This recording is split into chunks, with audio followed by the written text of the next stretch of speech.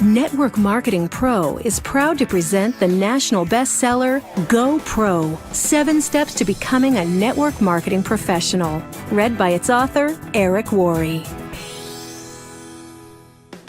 I remember the day I was introduced to network marketing for the first time. It was January 1988. I was 23 years old and selling real estate for a small company owned by my father and his friend, John Joyce. I was newly married with a little boy. I was already behind on my bills and I was scared. The year before, I had earned about $45,000 in real estate commissions, which was a good thing. The problem was that I'd spent about $60,000 and didn't save any money to pay my taxes, which would be due in just a few months. When John Joyce came to my desk that day and said, "Eric, I think I have a way for us to make some extra money," I said, "Tell me more." He went on to say a good friend of his had something to show us and had invited us to his house. So I got in the car with John and my dad and drove over to check it out. When we arrived, he brought us into his living room, popped a tape into his VCR and hit play. I sat and watched this crazy video. It was filled with mansions and limousines and testimonials of people making fortunes virtually overnight. It was so over the top, I just couldn't believe it to be true. So I proceeded to tell everyone I thought it was a bad idea and I wasn't interested. My natural mental filters just couldn't let it in. Then something interesting happened. John and my dad said, "Okay, that's too bad, but we're going to do it anyway." This had a major impact on me because the only thing worse than being broke and in debt was the thought of seeing these two go on to make huge money without me. So I changed my attitude, pulled my dad aside, and asked him if he'd loan me some money to sign up. Thank God he said yes, because deciding to become a network marketing distributor completely changed my life. When I got started, I treated my business like most people do, which to say I didn't treat it like a business at all. I got in, made some phone calls, and hoped my timing and positioning was enough for me to get lucky and make a few bucks. And at first it worked. I did make some money, and it was very exciting, although I have to disclose something to you. For those first few months, my entire strategy was to quickly call all of my dad's contacts before he had time to get to them. I thought if I called them, told them my dad and John Joyce were involved, and got them to a meeting or to watch a video, then if they were interested, my dad wouldn't fight over who got the credit, since I was in his organization. I had limited success with this, but as you can imagine, it didn't last long. So 3 months after I got started, my network marketing income dried right up. And when it did, my positive attitude completely went away. I started to blame everything and everyone for my lack of success. My upline wasn't giving me enough help. The company didn't provide adequate training. I didn't know enough people. No one would respect me because I was so young. I blamed the product. I blamed the company. I blamed the economy. I blamed everyone but myself. But I had a big problem. Blaming the world wasn't helping to pay my bills, and I'd walked away from real estate after that first commission check. It was going to take too long to get a real estate commission, and I had no college degree, so getting a decent paying job was out of the question. The only place I could go to create some cash flow was back to network marketing. So I put my head down and went to work. At first, it wasn't easy. In fact, in my first 3 years, I rebuilt my organization 7 times. I'd build it up and it would crash, and I'd build it up again and it would crash over and over and over again. After those first 3 years, I was more than discouraged. I'd almost lost hope. Then something happened that changed my life. Actually, it was a combination of 2 things. It was the night before a company convention, and I was watching a news program on television. They had a guest who was an expert on a topic I can't recall now. What went through my mind was, how does a person become an expert on that topic? The only thing I could think of is they must have decided to become experienced, learn everything they could, read every book, talk to every other person, and learn it so completely that they became an expert. The next day I went to the company convention and watched superstar after superstar walk across the stage. And then it was like being hit by lightning. It finally clicked in my brain that if I truly decided to do it, I could become an expert at network marketing. I could focus on the skills. I could practice until I became an expert, and no one could stop me. Up until that moment, I was always looking for an angle. I was hoping to get lucky. I was hoping to sponsor that one superstar who was going to change everything. And I was scared I would lose my chance if it didn't happen soon. In an instant, everything changed. I realized I didn't have to worry about getting lucky. Timing and positioning were nice, but not necessary for my long-term success. I didn't have to worry about my upline, knowing the right people, or anything else. All I had to do was become an expert. So I decided that day to change my focus and develop the skills to become a network marketing professional. It was a day that changed my life. Since then, my life has been an amazing adventure.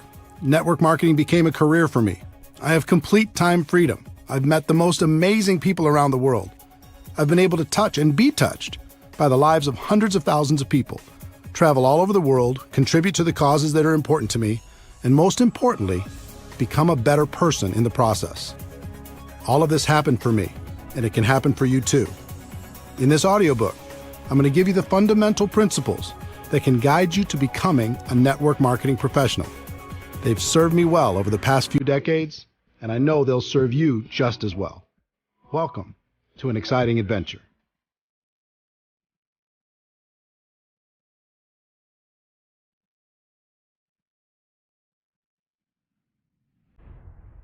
Chapter 1. Network marketing isn't perfect, it's just better. Do you feel restless? Do you feel unsatisfied? Do you feel there must be a better way when it comes to your work and the way you make your living? The good news, there is a better way, but it's different than what you were taught in school. Let me explain. As I travel and speak around the world, I like to play an audience participation game. I ask people to help me create the ultimate business and to tell me specific things they'd like to have in that business and the things they'd like to avoid. It always makes for a very interesting list. If we were face-to-face, I'd do the same thing with you now, but since we're not, let me summarize what people from over 30 countries have told me while creating what I like to call the perfect career list. People usually start naming things they don't want. No boss, no commute, no alarm clock, no employees, no politics, no compromises, no discrimination, no educational requirement. And then as people start to use their imagination in a more positive way, they start to visualize some positive attributes.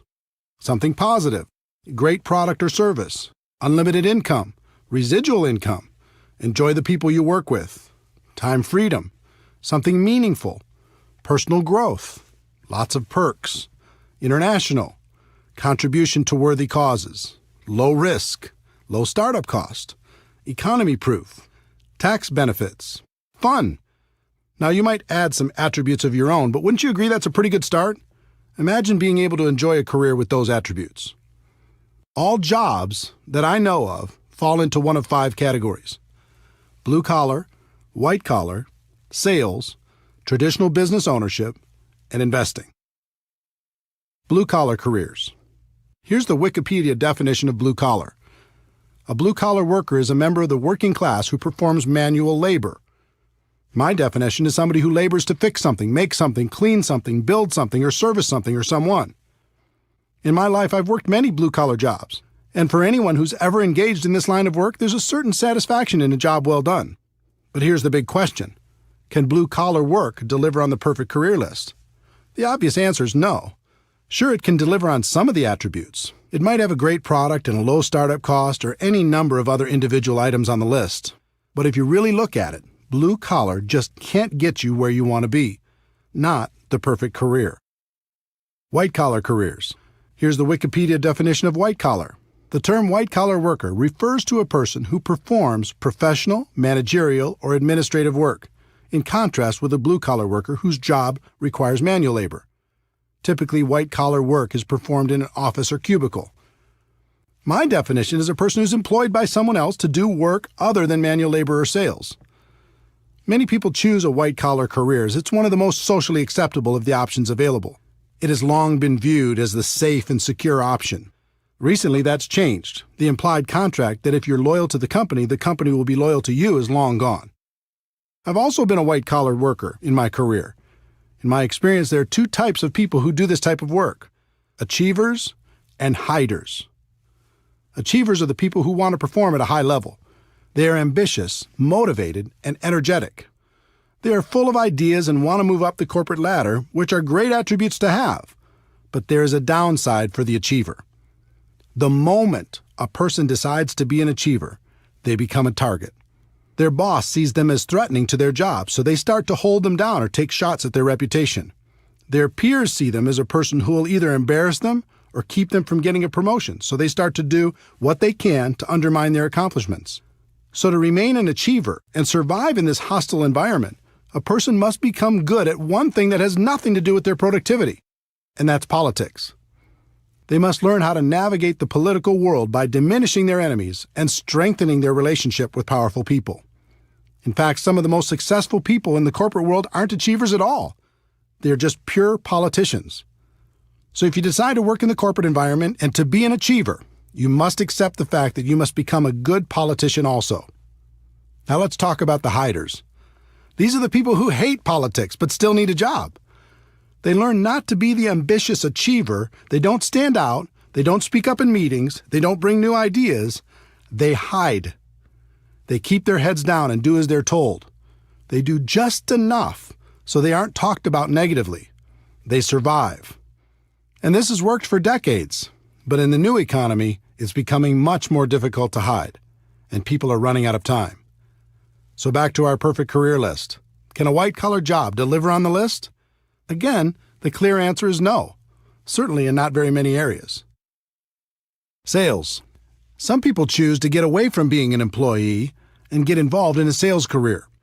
This is certainly more adventurous because typically salespeople are paid on their production instead of by the hour. I've known thousands of salespeople. There's a common theme I've noticed over the course of my career. The typical salesperson will have a period of time where everything goes perfectly. Everything they touch turns to gold, and they make some really good money. As soon as that happens, they almost always set their lifestyle to that level of income. They buy a new house, get new cars, put their kids in better schools, purchase a vacation home, the works. Everything's great for a while. And then something changes. The company changes the compensation plan. Their territory gets reduced. A competitor shows up. They lose their best customer. The economy goes into recession. New technology makes their offer less valuable, or government regulations change their industry. These are just a few examples. There are hundreds more reasons why the salesperson's world could, and probably will, get more complicated. When that happens, with the big lifestyle they've developed, now 40 hours a week isn't enough to pay the bills. So they go to 50 hours a week, and then 60, and then 70. And then their life gets very small. Yes, they have the stuff, but they don't have the time to enjoy it. The other challenge for the sales career is, no matter how a person does, they still start at zero the next day.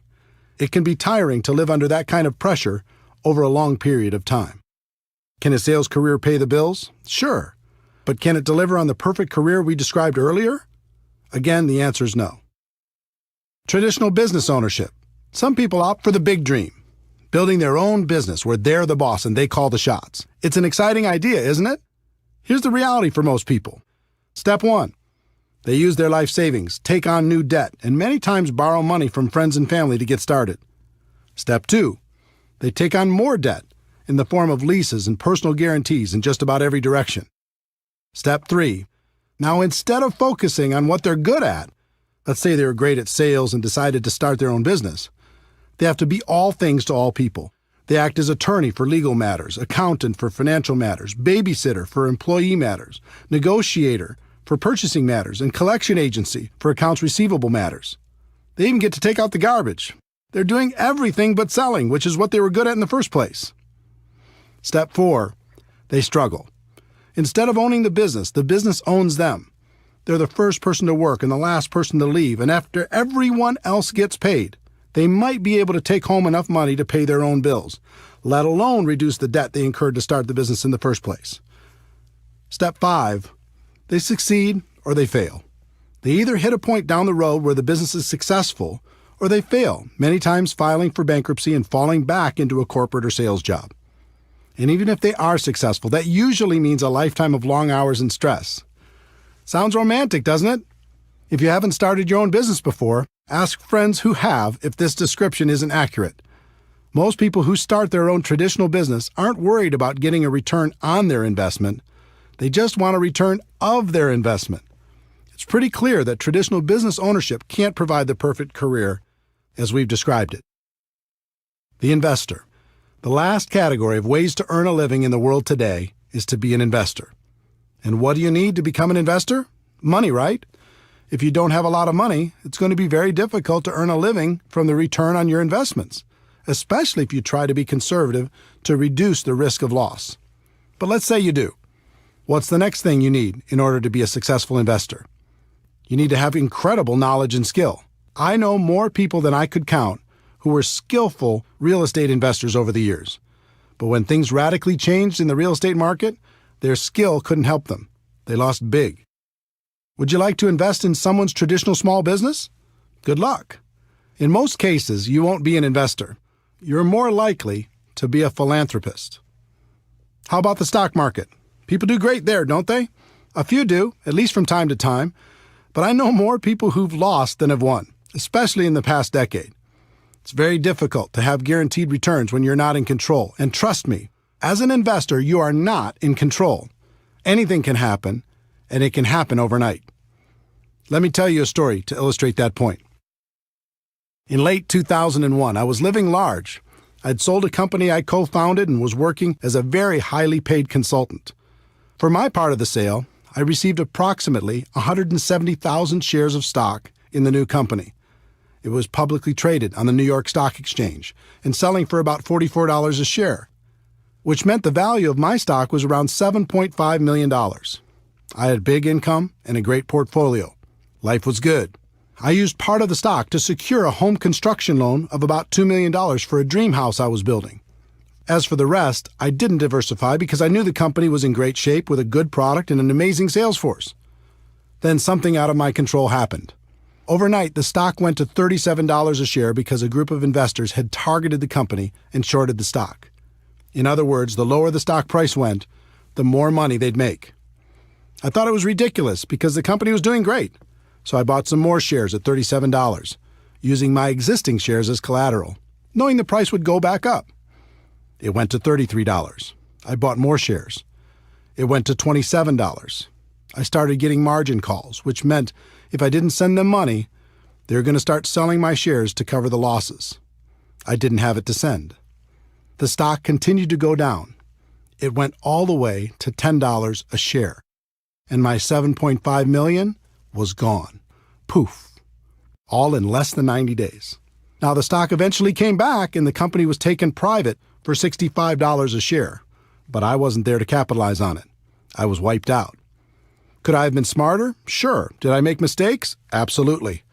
But here's the lesson. If you're going to be an investor, you have to accept that things will be taken out of your control from time to time. And when that happens, it can be very expensive.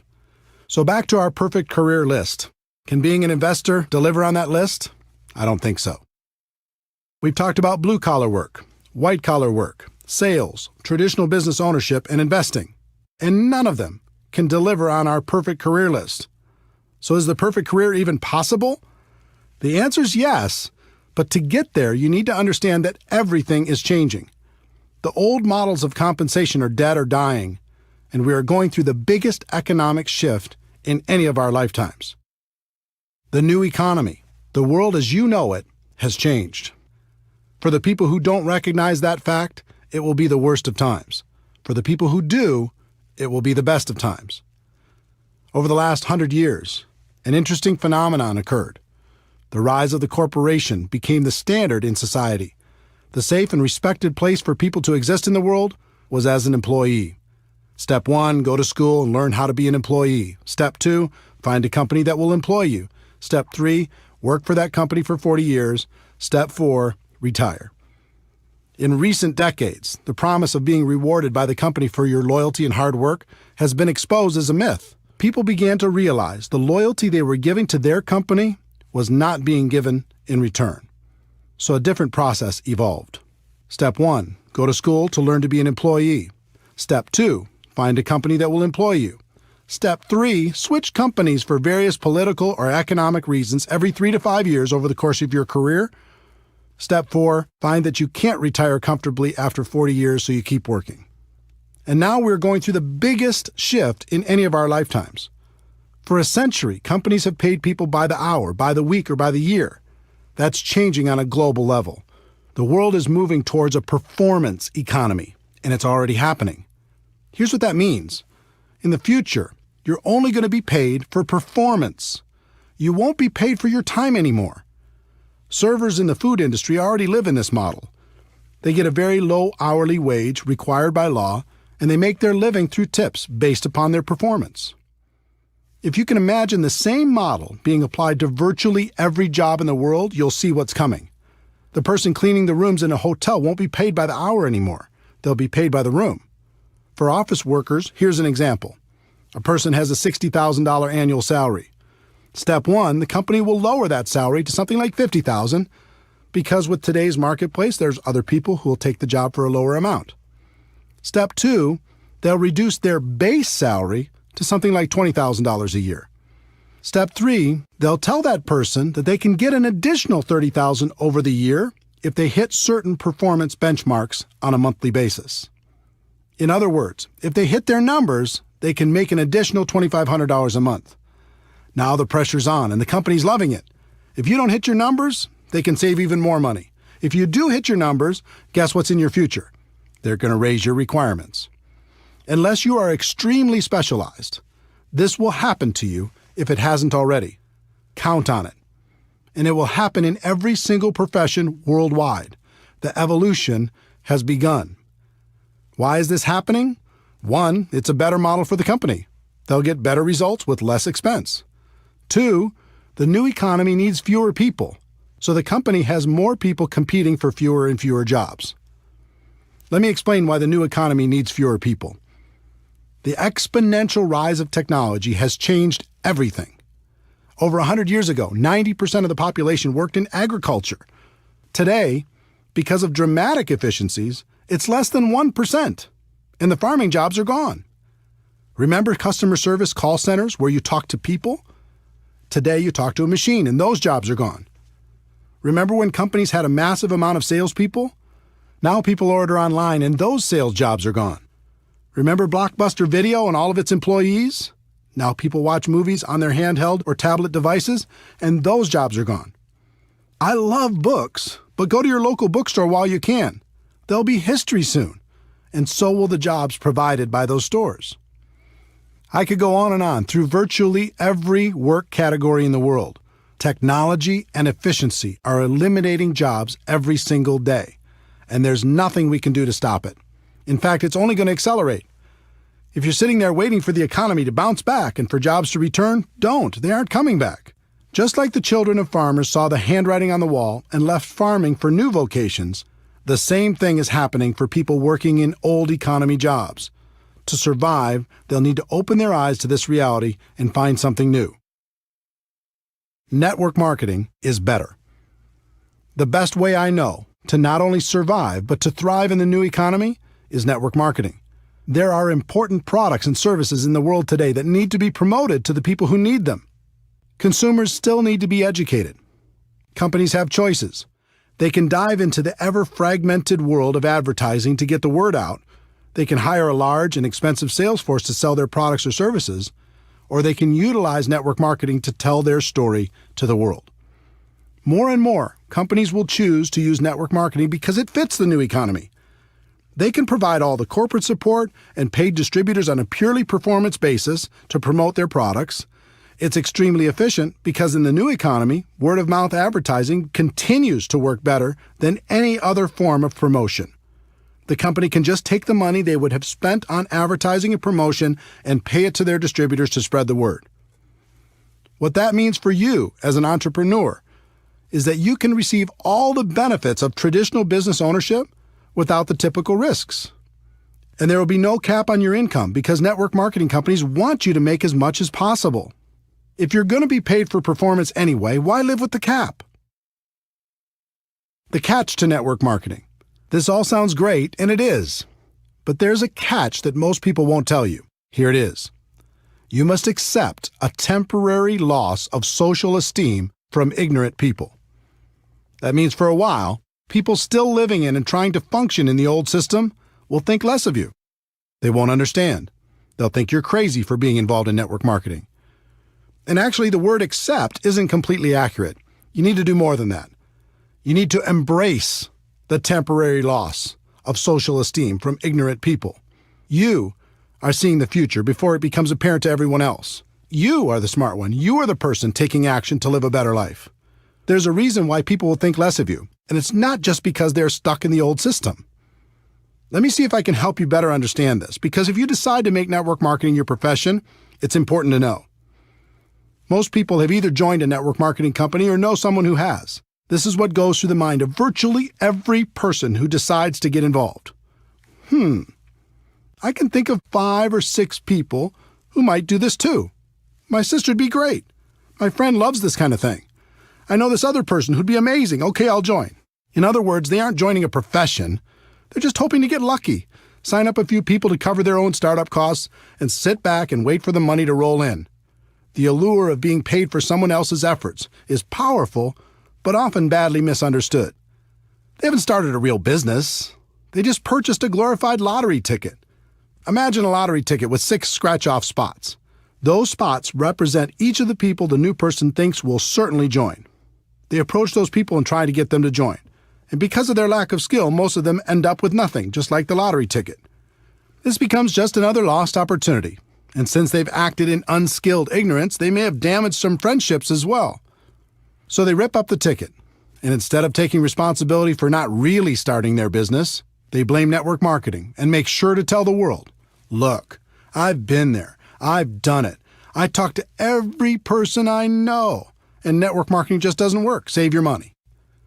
That's what you're dealing with if you choose this as a profession.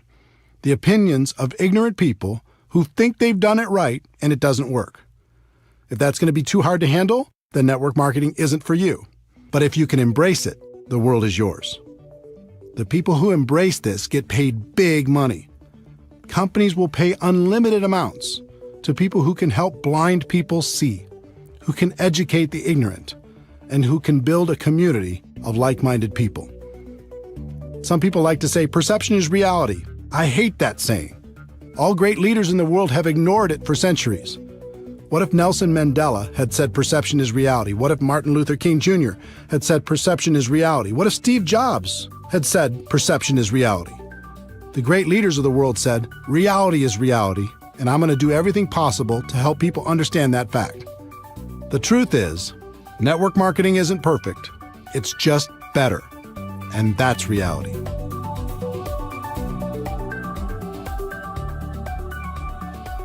Chapter 2. If you're going to be involved in network marketing, decide to be a professional. Decide to go pro. There are 3 categories of people in network marketing. I've seen all of them, and I've been all of them. They are the posers, the amateurs, and the professionals.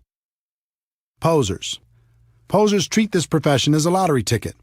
They're hoping to hit it big with as little effort as possible. When I first started out, I was a poser, hoping to ride on my dad and his partner's coattails. Luckily for me, I got some results, and that kept me going, at least in the short term. But I think you can agree with me that remaining in the poser category is a bad idea. Within about 90 days, I moved out of that category and became an amateur. Amateurs. Amateurs focus on different things. One of the things I continued to focus on as an amateur was luck. I was really hoping to get lucky and sign that monster distributor who was going to make me rich. We've all heard the stories of some person who had their lives completely changed by one sign-up. In reality, even if some of those stories are true, it really doesn't serve our profession very well because it makes people spend their time hoping for that big hit.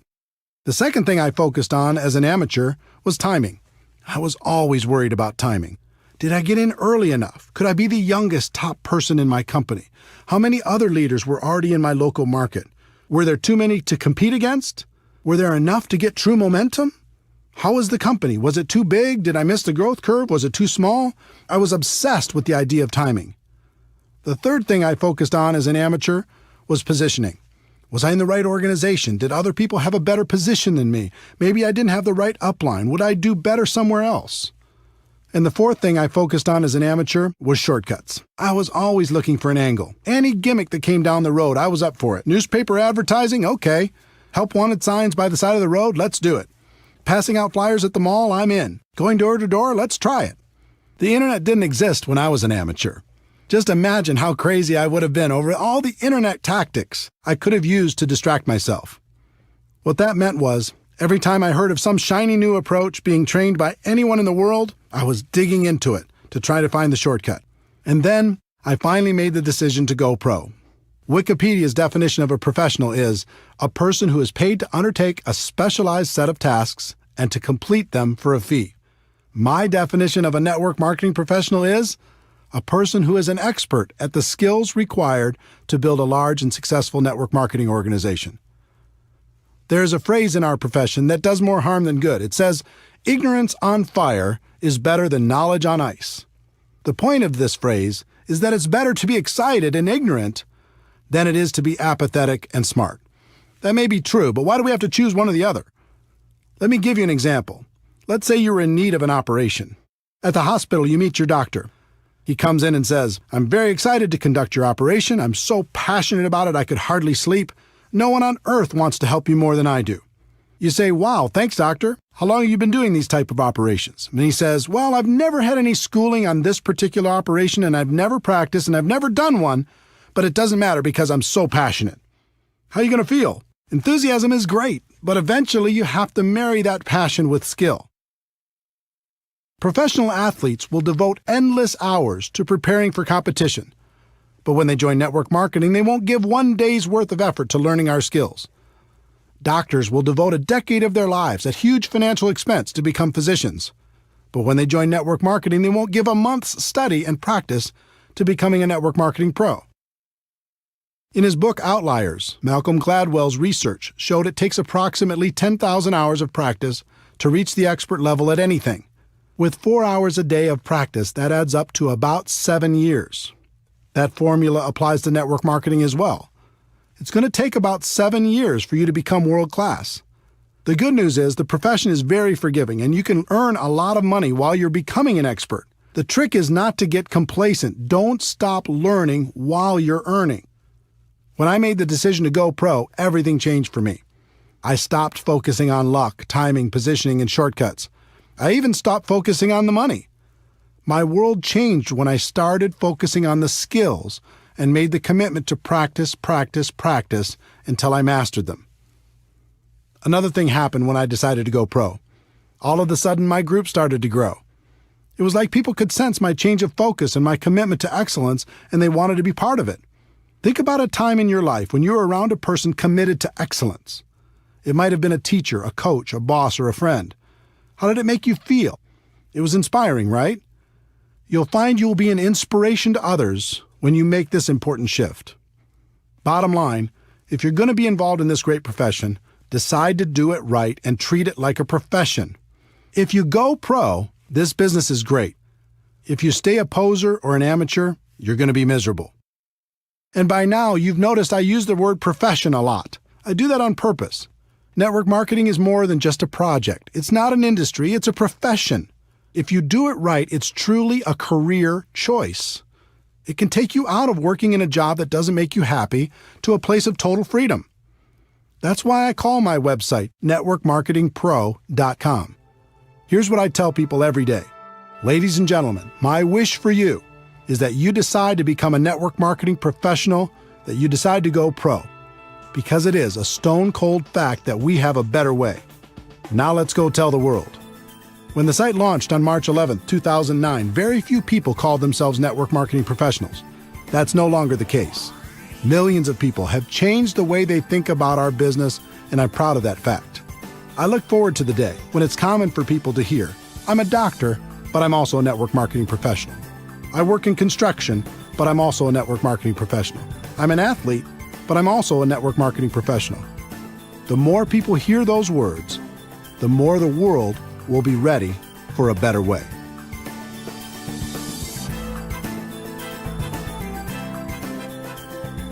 Chapter 3. Like any profession, you'll need to learn some skills. I hope by now I've been successful at convincing you that network marketing is a better way. I hope I've also gotten the point across, if you're going to be involved, it's best to become a professional. The next step is recognizing that you'll need to learn some skills. But before we get to those skills, let me give you some good news. Unlike most professions, you're not going to need a lot of money for your education. You won't have to take out student loans, and you can actually earn while you're learning. In addition, this profession isn't biased. In fact, it's the most equal opportunity in the world. Your background, experience, contacts, age, race, or gender aren't going to be factors in your ability to learn the skills to go pro. And finally, this isn't complicated. The skills necessary to grow a large and successful business are extremely learnable, and you're going to have a surprising number of people financially motivated to help you learn them. There are 3 primary elements to your network marketing business. First, you have the company's products. If some people are successful in marketing those products and you're not, it isn't the product's fault. In other words, everyone in your company has the same products to offer to the public. Second, you have the company's compensation plan. If some people are making a lot of money and you're not, it isn't the compensation plan's fault. There isn't one plan for men and one for women. There isn't one plan for different age groups or educational backgrounds or for the color of your skin. The compensation plan is the same for everyone. The third element is the most important, and that element is you. You are really the only variable. Everyone has the same product and the same compensation plan, but you're going to be the difference between success and failure. That means right here and right now, you need to take responsibility for your network marketing business. Decide today never to blame anyone or anything else for your lack of results. In fact, in network marketing, there's something of an epidemic going on. People just love to blame their upline, the people above them in the structure, for all of their problems. If my upline did this for me or did that for me, everything would be better. If you're committed to building a large and successful organization, I'd encourage you to do something important. I'd like you to say goodbye to your upline. Call them up and say something like, "I want to thank you for this opportunity. I appreciate it. Getting into business for myself was important, and I appreciate you introducing me to a company that you believe in and that I now believe in as well. But from now on, when it comes to building my business, I'm going to use you as a resource, but never as an excuse. I may call on you from time to time. If you're available, that's great. If you're not, that's okay too. I'm going to build my business, and I understand one thing. It begins and ends with me." Everything changes when you take full responsibility for your network marketing career. Would it surprise you to know that there are only 7 fundamental skills necessary to build a huge business in network marketing? 7, not 70. Each one's fairly basic, but it always amazes me how little effort people put into learning them. If a college course were offered on network marketing, it would be one of the easiest classes to take. It's not rocket science, but you'll be happy to know it's one of the highest paid skill sets in the world. Let's explore each of them together.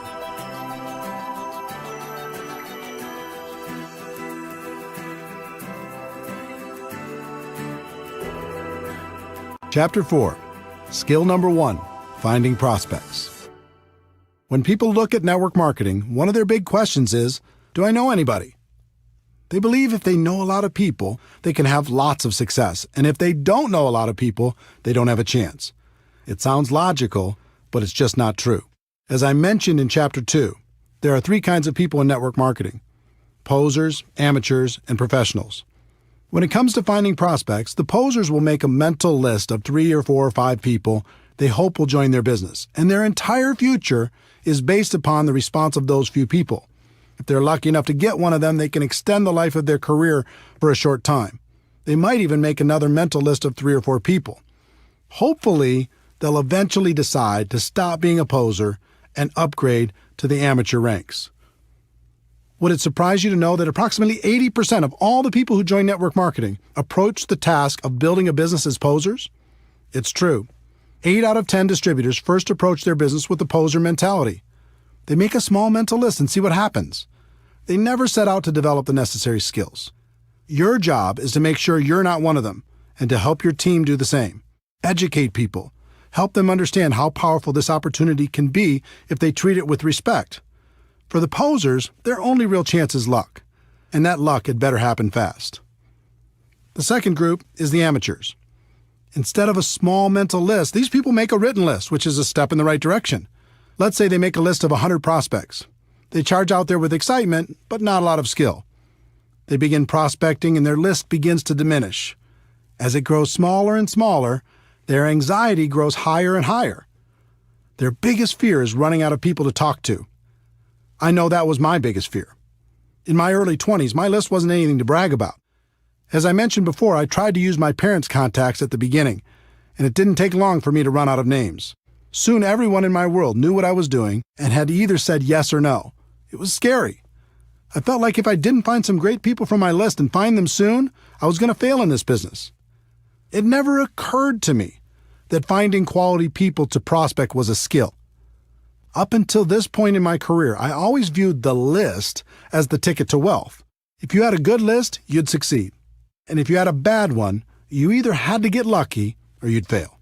When I came to my defining moment and committed to become a professional, I began to study the people who'd built large and successful organizations. I found that the professionals approached finding people to talk to as one of their core skills. It was part of their job to find new people. They weren't interested in luck. They weren't worried about running out of people. They developed the skill to make sure that never happened. The professionals started with a written list, but then they made the focused commitment to never stop adding to the list. They created something called an active candidate list. And I'm going to show you how to do the same thing. One of the people who taught me how to do this well was Harvey Mackay, author of the huge best-selling book, How to Swim with the Sharks Without Being Eaten Alive. Harvey is a good friend, and he's also one of the best networkers in the world. I once asked him how he built such a large and influential list of friends. He told me at the age of 18, his father sat him down and said, "Harvey, starting today and for the rest of your life, I want you to take every person you meet, get their contact information, and find a creative way to stay in touch." He's done that for over 60 years. And today his list of friends totals more than 12,000 people.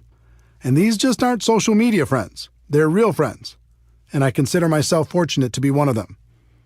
If you want to master this skill, follow these 4 simple steps. Step 1. Make your list as comprehensive as possible. Include every person you can think of. Every person. It doesn't matter if you think they are a prospect or not. Your database will be one of your most important assets. Everyone goes on the list. If they're negative, put them on your list. If you hate them, put them on your list.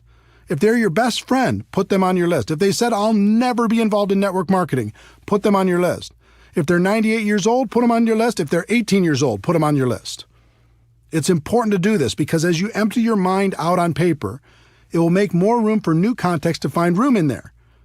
When you write down your nephew, you begin to think about the circle of people around your nephew. All of these connections will become apparent to you as you make your list more and more comprehensive. Think about everything. Every organization you've ever been involved in, every group you've ever been a part of, everything you've ever done. If you do this right, it'll end up being hundreds and maybe even thousands of people. You're not required to prospect everyone on your list. That's up to you. But it's extremely important to do the work necessary to truly capture your network on paper. Step 2. Have you heard of the concept that we're all only 6 contacts away from any person in the world? 6 degrees of separation? I'm not sure if that's a myth or if it's true, but I believe in the concept. So step 2 is looking at your list and thinking about the people they know. The 2nd degree of separation. Chances are you'll know most of them also. Think about members of your family. Who do they know? Add them to your list. Think about your friends. Who do they know? Add them to your list. Think about all the relationships in your life. Who do they know? Add them to your list. Don't worry about what you're going to do with this list yet. We'll talk about that a bit later. Just keep building it. Step 3. Constantly expand your list. This is why the professionals call this an active candidate list. It never stops growing. The pros have a goal to add at least 2 people to their list every single day. They may not prospect them, but as Harvey Mackay's father said, they go on the list, and you should find a creative way to stay in touch. Harvey's book, Dig Your Well Before You're Thirsty, deals with this concept. If you think about this as a core skill, you realize it isn't very hard. You come into contact with people every day. Just add them to your list. You meet people through online social media. Add them to your list. You do business with new people. Add them to your list. My friend Jordan Adler is the author of Beach Money. He's also a 7-figure-a-year earner in network marketing. He's a master at step 3. He just lives his life and is always making new friends. And if you look at his business, almost all of the people he's recruited into his huge organization are people he didn't know before he started his network marketing business. He's a pro. Professionals develop a higher level of awareness. They pay attention to the world. They know they'll be introduced to new people all the time. Posers and amateurs don't even notice. They just go through their day saying, "What people? I don't see any people." How hard would it be to raise your awareness and add 2 new people a day to your list? Think about it.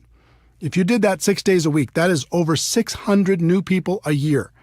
Do that for 5 years, and it's over 3,000 people. Can you see why professionals don't worry about running out of people to talk to? Please understand, I'm not saying you should assault these people with your pitch the moment you're introduced. Some people in network marketing make that mistake, and it's not good. Just add them to your list, make friends, develop a connection, and when the time is right, you can help them understand what you have to offer. Step 4, network on purpose. Professionals network on purpose. It's hard to meet new people if you're hiding from the world.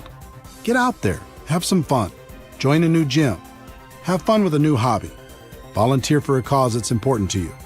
Find places and organizations where you can meet new people.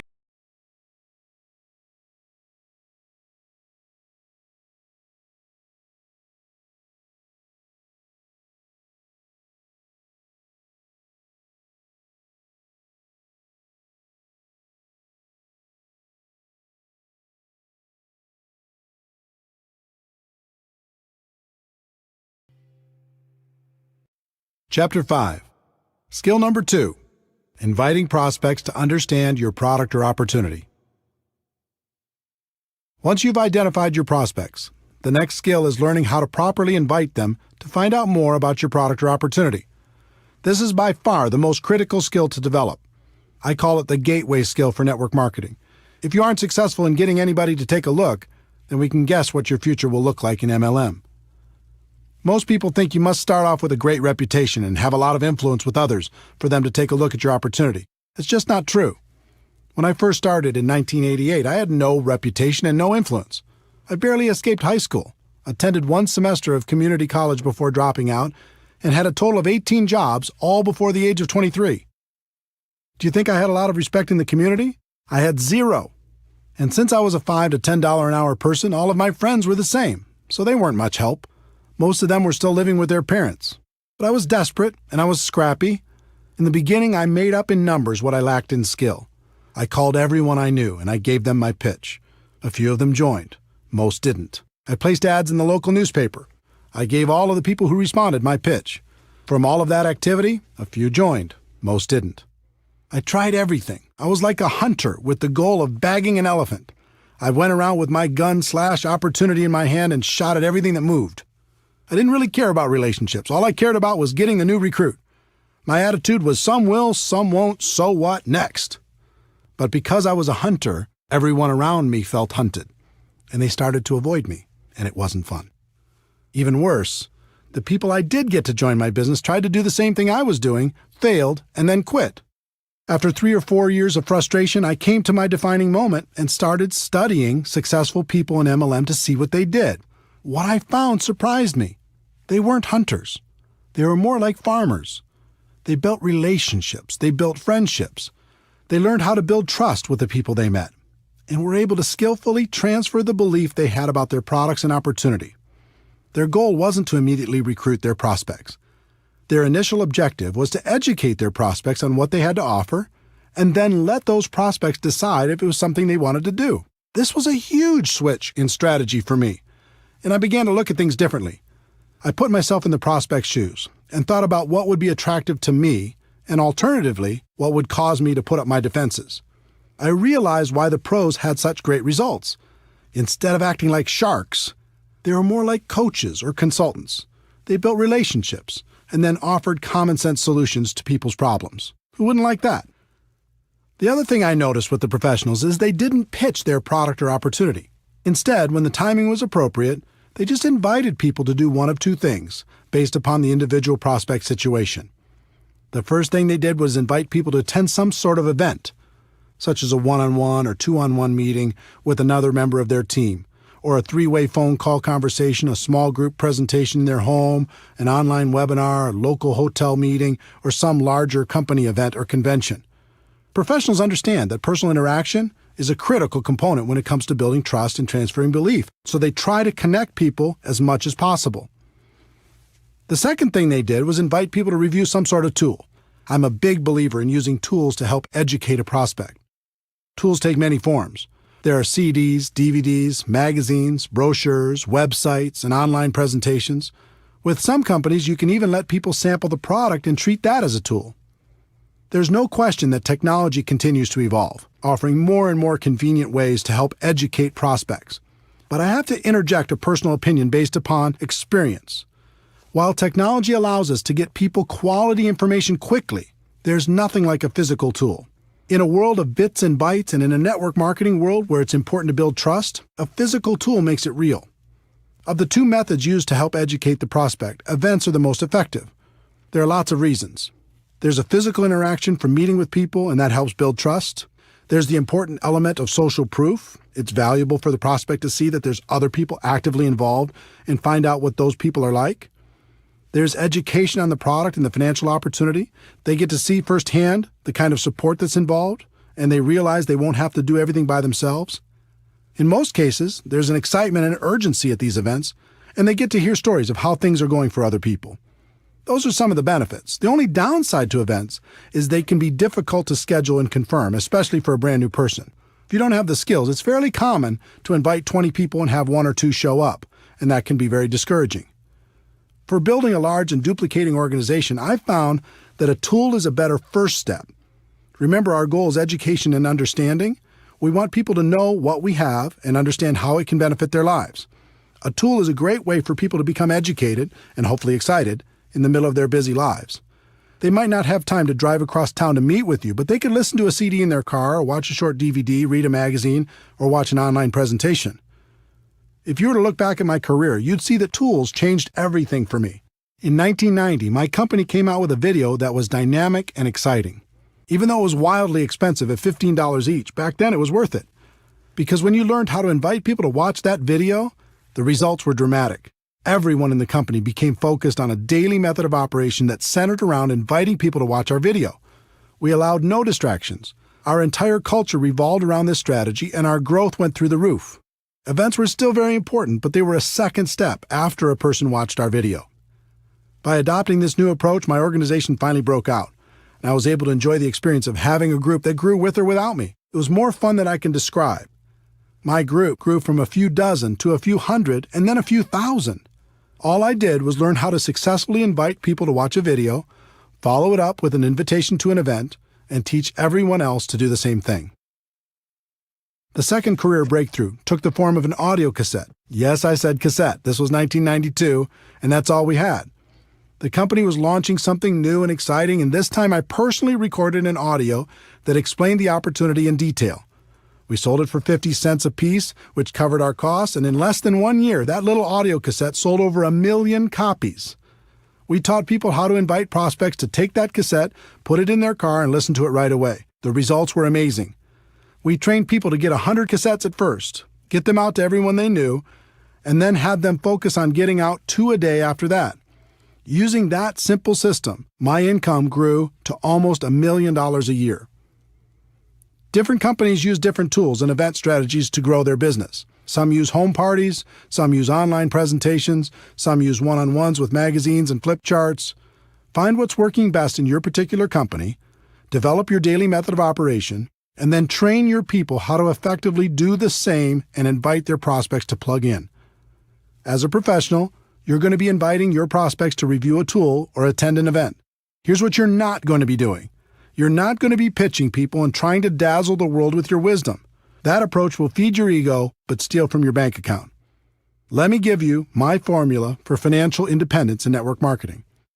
Your ability to get a large group of people to consistently do a few simple things over an extended period of time. It was this formula that helped me break out of network marketing mediocrity, and it will help you do the same. For years, I focused and depended on my ability to persuade other people to join me. Then I graduated to finding a few key leaders I could train to do what I was doing. And finally, I learned the formula I just gave you and began to focus on getting a large group of people to consistently do just a few simple things and to keep doing them. When that happened, everything changed for the better. Those are the fundamentals. Let's take a moment to talk about the emotions of inviting. There are 4 basic rules. Rule number 1. You must emotionally detach yourself from the outcome. This is extremely important. Remember, our initial goal is education and understanding. It's not getting a new customer or signing a new distributor. In other words, if you disconnect your emotions from that outcome and just focus on education and understanding, everything gets very simple. This sounds easy, but it's difficult to do. All of us come into this business with the hope of recruiting some great people. It's hard to disconnect from those expectations. But you need to remember, we're not hunters. We're not sharks. Our job is to educate people and help them understand what we have to offer. We act as consultants, offering suggestions on how people can live a better life. If you focus on getting a customer or a new distributor, you'll constantly be disappointed and you'll find your prospects running away from you. If you focus on education and understanding, you'll have fun and your prospects will enjoy the experience. Rule number 2, be yourself. So many people become a different person when they start inviting. This makes everyone uncomfortable. Be yourself. Just focus on being your best self. Rule number 3, bring some passion. Enthusiasm is contagious. It's okay to get a little bit fired up. Get focused. Listen to some music that inspires you. Smile when you're on the phone. I assure you, your positive emotion will translate into better results. Rule number 4, have a strong posture. This was a big one for me. At first, I was so insecure, I didn't think anyone would take me seriously. But as I watched the professionals, I noticed their posture. They were bold, they were confident, they were strong. So I decided to be bold as well. I stopped apologizing all the time. Instead of saying, yes, I know I've had a lot of jobs so far in my life, but I'm hoping this will be the change I've been looking for, I started saying, guess what? I'm sick and tired of the life I've led up until this point, and I've decided to take charge. I wouldn't bet against me because I'm serious. You feel the difference? Be yourself, but be a bolder self. Be yourself, but be a stronger self. Be yourself, but be a more confident self, at least when you're inviting. I found I could do that for short periods of time at the beginning. And just like building a new muscle, I could eventually do it longer and longer until it became part of me. So now that we've set the stage, let's go through the invitation formula. This formula is designed to be used over the phone or face-to-face. It's not to be used with texting, email, or any other communication tool, just on the phone or face-to-face. This can work with your warm market prospects, someone you know, or cold market prospects, someone you meet while living your life. I'll give you examples for both. There are 8 steps to a professional invitation. That might sound complicated, but with a little practice, you'll find it's an easy skill to master. Step 1, be in a hurry. Step 2, compliment the prospect. Step 3, make the invitation. Step 4, if I, would you. Step 5, confirmation number 1, get the time commitment. Step 6, confirmation number 2, confirm the time commitment. Step 7, confirmation number 3, schedule the next call. And Step 8, get off the phone. Step 1, be in a hurry. This is a psychological issue. People are always more attracted to a person who has things going on. If you start every call or face-to-face conversation giving the impression that you're in a hurry, you'll find your invitations will be shorter, there will be fewer questions, less resistance, and people will be more respectful of you and your time. Examples for warm market prospects. I don't have a lot of time to talk, but it was really important I reach you. I have a million things going on, but I'm glad I caught you. I'm running out the door, but I needed to talk to you real quick. Examples for cold market prospects. Now isn't the time to get into this, and I have to go, but I have to run, but get the message? Set the tone with some urgency. As for the examples I'm sharing with you, don't worry too much about the exact words. Just focus on the concept and use your own words. Let people know you're busy, you've got a lot going on, and your time is short, but it was important for you to talk to them real quick, and do it with some passion in your voice. Step 2, compliment the prospect. This is critical. The sincere compliment, and it must be sincere, opens the door to real communication and will make the prospect much more agreeable about hearing what you have to say. Examples for warm market prospects. You've been very successful, and I've always respected the way you've done business. You've always been supportive of me, and I appreciate that so much. Great to use with family and close friends. You have an amazing mind for business and can see things other people don't see. For as long as I've known you, I thought you were the best at what you do. Examples for cold market prospects. You've given me some of the best service I've ever received. You're super sharp. Can I ask what you do for a living? You've made this a fantastic experience. The key to the compliment is it must be sincere. Find something you can honestly use to compliment your prospect and use it. This simple step will literally double your invitation results. When you start with urgency and a compliment, it becomes very difficult for a person to react negatively to your invitation. People don't hear compliments very often. It feels good. You'll find your prospects will become very receptive. If you study the pros, you'll find they are constantly putting people in a good mood through their honest and sincere compliments. It helps to build rapport. It helps to open people's minds. And mostly, it helps achieve our goal of education and understanding. Step 3. Make the invitation. This is a situation where one size does not fit all. There are 3 kinds of invitation approaches for the network marketing professional. The direct approach. This is used when you're inviting people to learn more about an opportunity for them. Most people use a direct approach for all of their prospects. It usually goes something like this: I found a way for you to get rich. Let me tell you all about it, blah, blah, blah. I understand the passion, but really, who's going to get excited about that unless they're getting a call from a millionaire? That doesn't mean the direct approach doesn't work. It does. It has an important place in your invitation process, but it should be reserved for people who know and respect you or for people that you know are searching for something better. Examples for warm market prospects. When you told me you hated your job, needed more money, wanted to find a new house, etc., were you serious or were you just kidding around? They'll almost always tell you they were serious. Great, I think I found a way for you to get it, solve the problem, make that happen. This is for situations where you know an area of their dissatisfaction, need, or desire. I think I found a way for us to really boost our cash flow. When I thought of people who can make an absolute fortune with a business I found, I thought of you. Are you still looking for a job or a different job? I found a way for both of us to start a great business without all the risks. Let me ask you a question off the record. If there was a business you could start working part-time from your home that could replace your full-time income, would that interest you? Examples for cold market prospects. Have you ever thought of diversifying your income?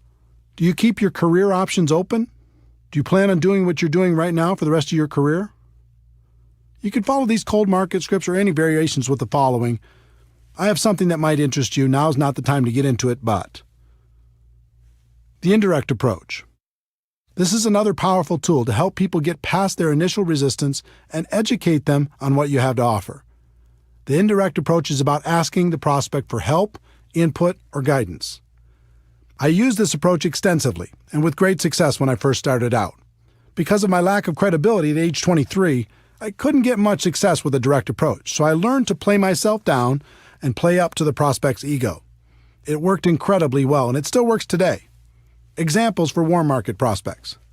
I've just started a new business and I'm really nervous. Before I get going, I need to practice on someone friendly. Would you mind if I practiced on you? This is a great approach for family and close friends. I found a business I'm really excited about, but what do I know? You have so much experience. Would you look at it for me if I made it easy on you? And let me know if you think I'm making the right move? A friend told me the best thing I could do when starting a business is to have people I respect take a look at it and give me some guidance. Would you be willing to do that for me if I made it simple? Examples for cold market prospects. When you meet someone from another city, state, or country, and if your company does business there, you can say, "My company's expanding in your area. Would you do me a favor and take a look at it and let me know if you think it would work where you live?" When you meet someone who might provide good input on your product, you can say, "I've started a business with a product I think makes a lot of sense, but I'd like to get your input. Would you be willing to check it out and give me your opinion?" The super indirect approach. The third approach is the super indirect approach. This approach is incredibly powerful because it works on a number of psychological levels. In this approach, you tell prospects they aren't a prospect, and you're just interested in finding out if they know someone else who might benefit from your business. It's very effective. Examples for warm market prospects. The business I'm in clearly isn't for you, but I wanted to ask, who do you know that's ambitious, money-motivated, and would be excited about the idea of adding more cash flow to their lives? Who do you know that might be looking for a strong business they could run from their home? Who do you know that's hit a wall with their business and might be looking for a way to diversify their income? I'm working with a company that's expanding in this area, and I'm looking for some sharp people that might be interested in some additional cash flow. Do you know anyone who might fit that description? In most cases, they're going to ask you for more information before they give you any names. Behind that request will be curiosity and intrigue, thinking this might be for them, but they're not going to admit that to you yet. When they ask for more information, you can respond with, "That makes sense." You'll want to know more about it before you refer some of your contacts. Then you could just move to step 4. Examples for cold market prospects. Cold market is exactly the same as warm market for the super indirect approach. Just use the warm market scripts or any variation that's comfortable for you.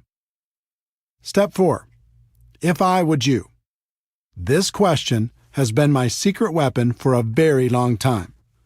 It is by far the most powerful phrase I've come across in building a large and successful network marketing business. If I gave you a DVD, would you watch it? If I gave you a CD, would you listen to it? If I gave you a magazine or some other printed material, would you read it? If I gave you a link to a website with a complete presentation, would you check it out? If I invited you to a special invitation-only webinar, would you attend? If I invited you to a special invitation-only conference call, would you listen in? This question is so powerful, and for a number of reasons. First, it's reciprocal.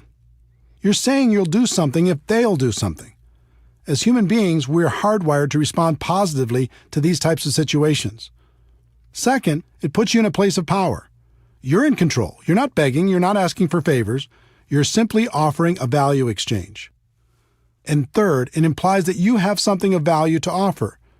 You're saying that you will do something, but not unless the other person will do something in exchange. When you value what you have, people will respect you. When I first started, I didn't know about this magical question. I just said things like, I really, really, really want you to watch my video, try my product, listen to the CD, etc. You can imagine the results. The whole psychology of it is weak. If you use if I would you, you're having a business conversation. If you use I really, really, really want you, now you sound desperate, and a desperate distributor is not attractive. If you've used this approach, you already know what I'm talking about. If I would you gets results. It gets people to say yes. It helps prospects see what we have in a different light. Remember, our goal is education and understanding. If I would you helps us achieve that goal. If you started the call with urgency, complimented the prospect, made the invitation, and asked if I would you, their answer will be yes almost 100% of the time, and you can just go to step 5. If they ask for more information first, just respond with, I understand you want more information, but everything you're looking for is on the CD, DVD, printed piece, link, etc.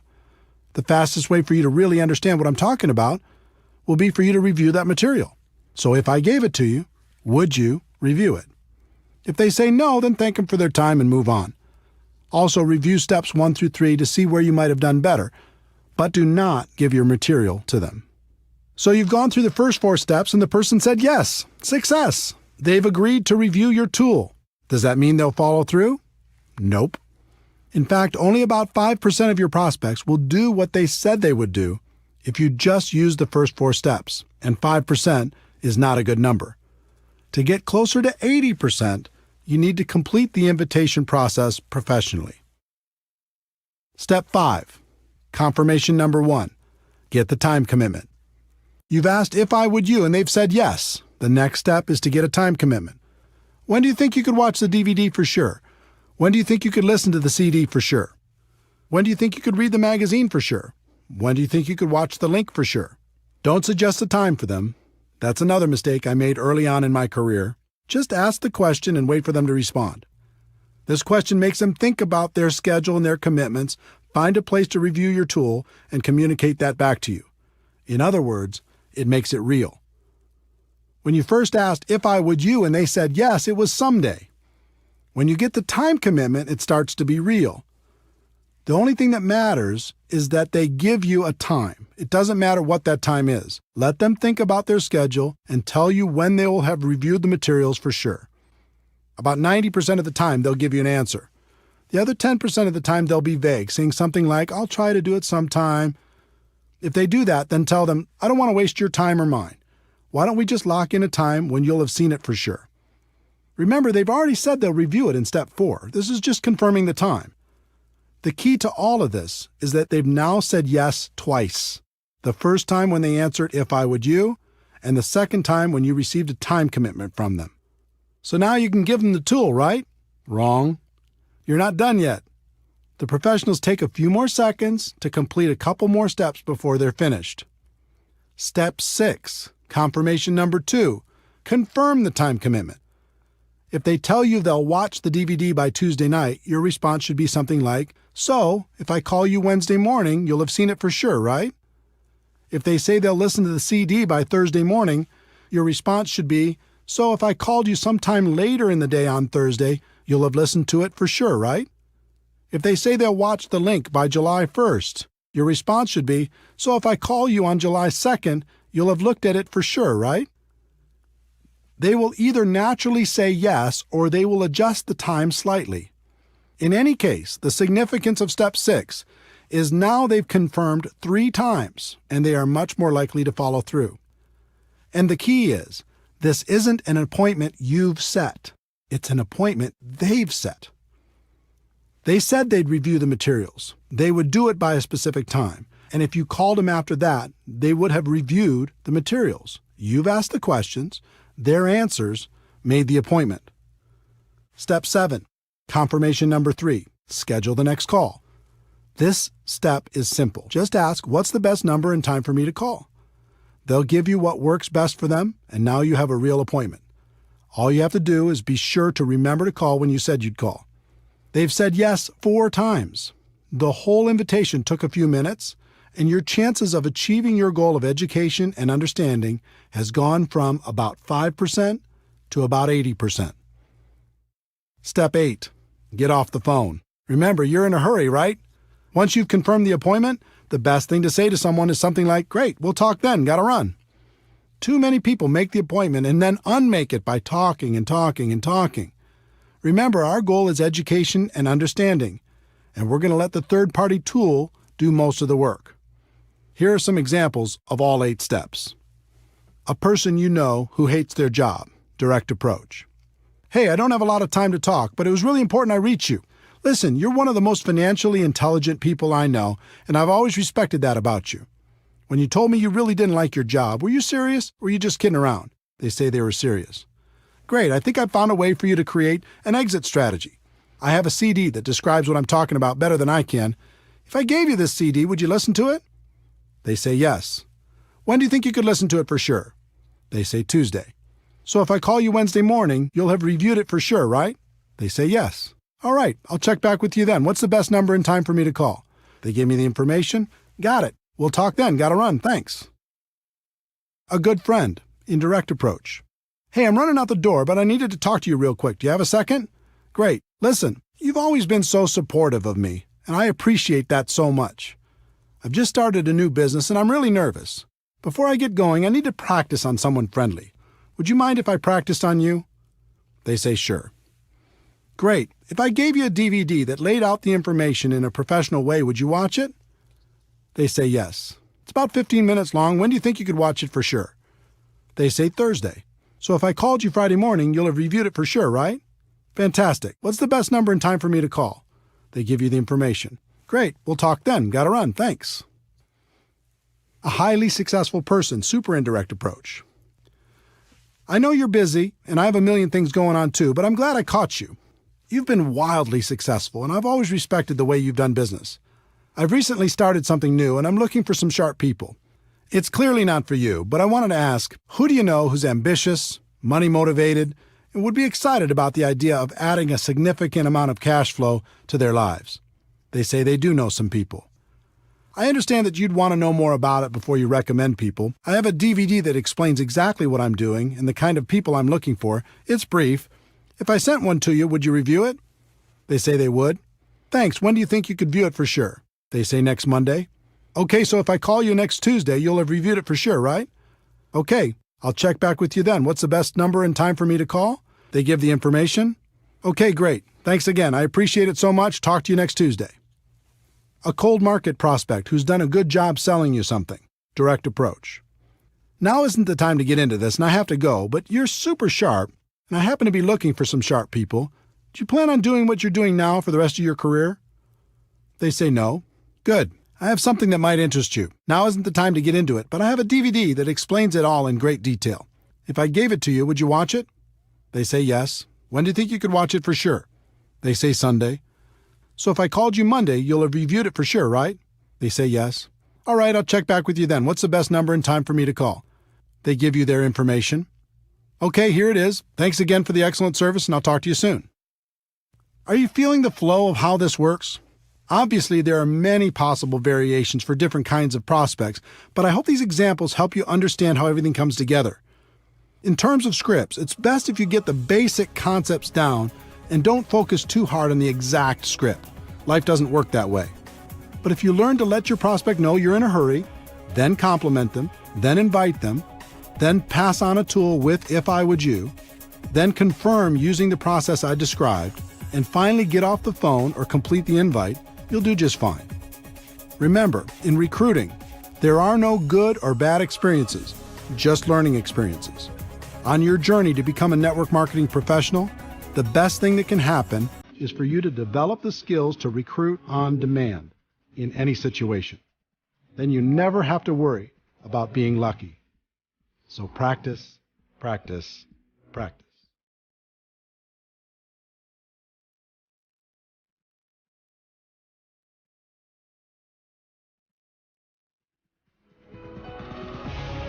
Chapter 6, Skill Number 3, Presenting Your Product or Opportunity to Your Prospects.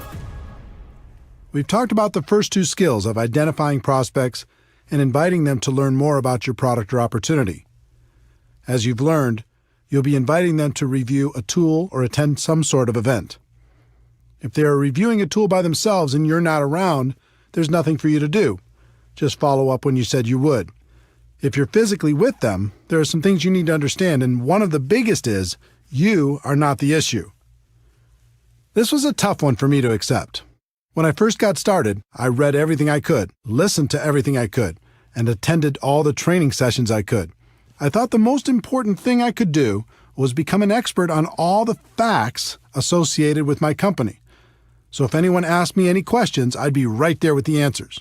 Sounds logical, right? I would sit down with someone and say, "Let me tell you all about our products. Let me tell you all about our company. Let me tell you all about our compensation plan. Let me tell you all about our incredible support system." There are big problems with that approach if you want to build a large and successful organization. For me, the first problem was, no matter how much I learned, there would still be questions that stumped me. And since I was presenting myself as the expert, if I got stumped, that might make the prospect question the whole opportunity. The second problem was, most of my prospects knew I wasn't an expert. So when I came to them and presented myself as an authority figure, they knew it wasn't true. It actually made them more skeptical. The third problem was, even if I was successful at becoming an expert, the other distributors in my organization didn't necessarily have that same desire or willingness to learn. As a result, I was the go-to guy for every single presentation. There's no way to create an organization that will duplicate with this approach. And without duplication, network marketing is just a job. In the early days, that's what network marketing was for me, a job. I had no duplication because I made myself the issue. But I was determined, and I started to observe and take careful note of how the most successful distributors did their presentations. The pros never made themselves the issue. More than that, they never presented themselves as an expert. They acted as a consultant who connected the prospect to tools, events, or other distributors to help them become educated. If the prospect asked a question, they would guide them to the answer, but they wouldn't give the answer directly. This baffled me until I started to comprehend duplication. The pros knew they could sign the person up by dazzling them with their knowledge and experience, but they also knew it would take a long time for their new distributor to do the same thing. So they came up with a simpler approach. It was around this time I heard a concept that has stuck with me ever since. In network marketing, it doesn't matter what works. It only matters what duplicates. This should be a guiding principle for every network marketing professional. The pros use tools instead of their own wisdom. The pros use live events instead of their own presentations. The pros use other distributors to give the facts instead of giving them themselves. The pros don't present themselves as experts. They just invite people to learn more about the product or opportunity and let the third-party resource provide the information. The pros bring passion, enthusiasm, excitement, and belief. If you ever watch a pro at work, you'll see a fire in them that's contagious. Make passion, enthusiasm, excitement, and belief your priority. Then invite professionally and let the third-party resource do the rest. In addition to learning how to effectively present your product or opportunity during your personal recruiting efforts, it's also important to learn how to present your opportunity to groups of people. I've heard it said, and I think it's true, the person with the marker makes the money. In other words, the person in front of the room giving the presentation usually has a higher than average income. When I first got started, I was deathly afraid of speaking in front of people. But I was ambitious, and since everyone said this was an important skill, I was determined to master it. I started by learning how to give a short and effective testimonial. Learning to tell my story was extremely valuable in building my business and has been to this day. People aren't interested in how much you know, but they are interested in your story, as long as you don't bore them to death with it. I worked on my story for a while, and after tweaking it a time or two, here's what I came up with.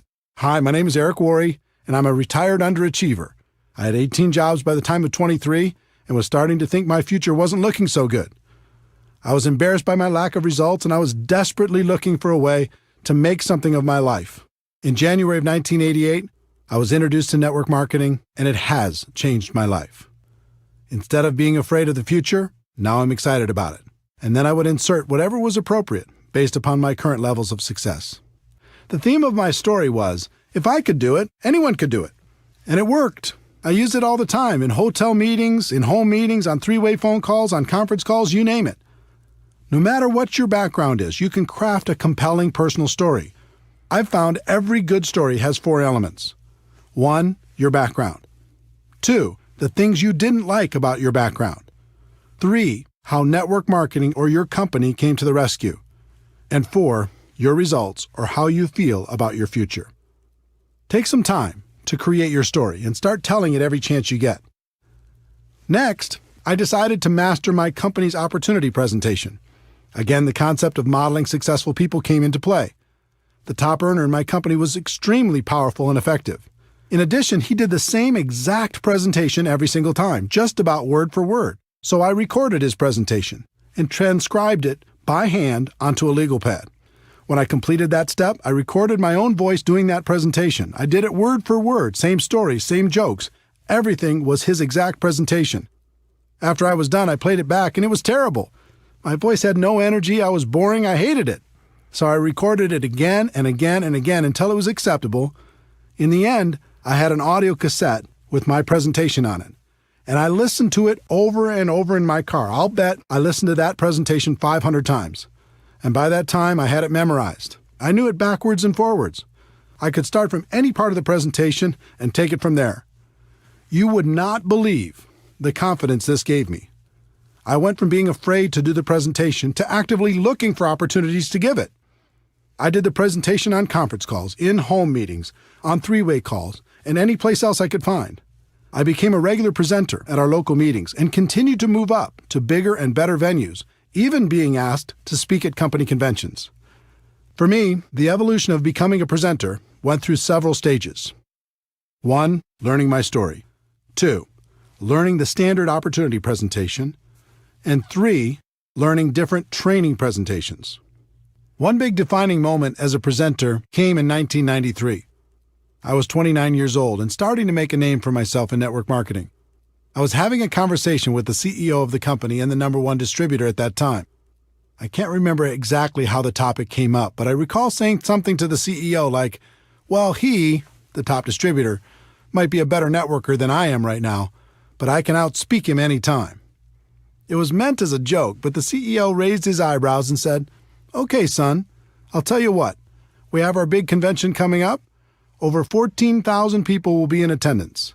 I'll give you both the same amount of time, and we'll have a private contest.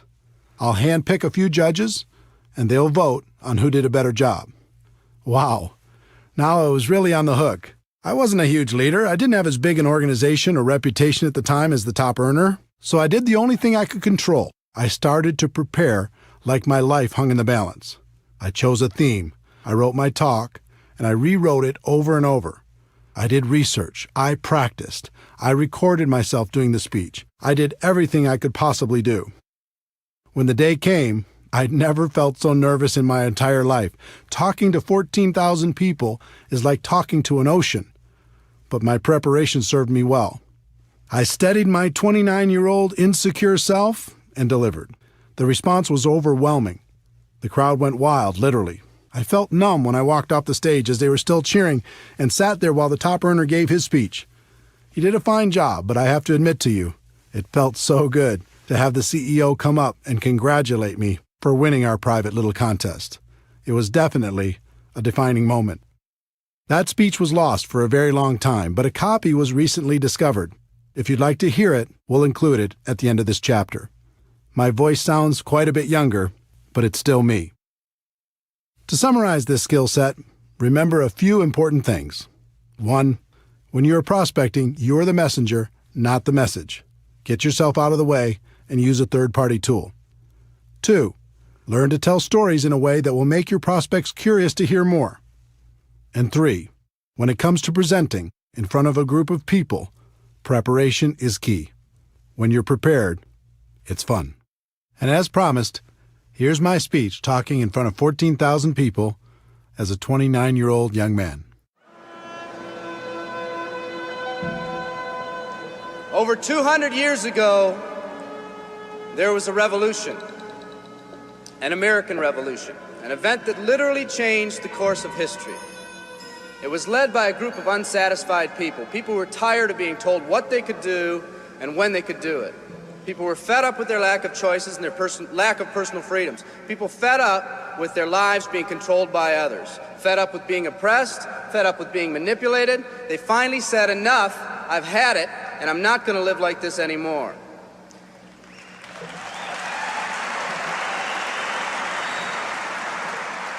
Our ancestors were people that took full responsibility for what happened to them.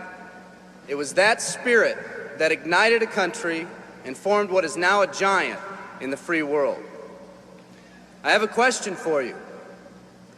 Where's that spirit today? It's time for another revolution. Let me explain one of the laws of the universe. It's called the law of use, and it says simply this: whatever you don't use, you lose. Lack of use causes loss. Ambition unused declines. Faith unused decreases. If you don't use your skills, you lose your skills. If you don't use your freedom, you lose your freedom. Freedom does not come automatically. It's not attained and then handed down to us as an inheritance. It must be achieved each day. At the turn of the century, in the year 1900, less than 10% of us worked for other people or the government. Over 90% of us were self-employed. We were an independent people. In 1980, only 80 years later, over 90% of us worked for the other people or the government. Less than 10% of us were self-employed. We changed from an independent people to a dependent people. We'd slowly shifted from a people who took full responsibility for everything that happened to them to a people who've become talented and practiced at the art of blaming others for their problems.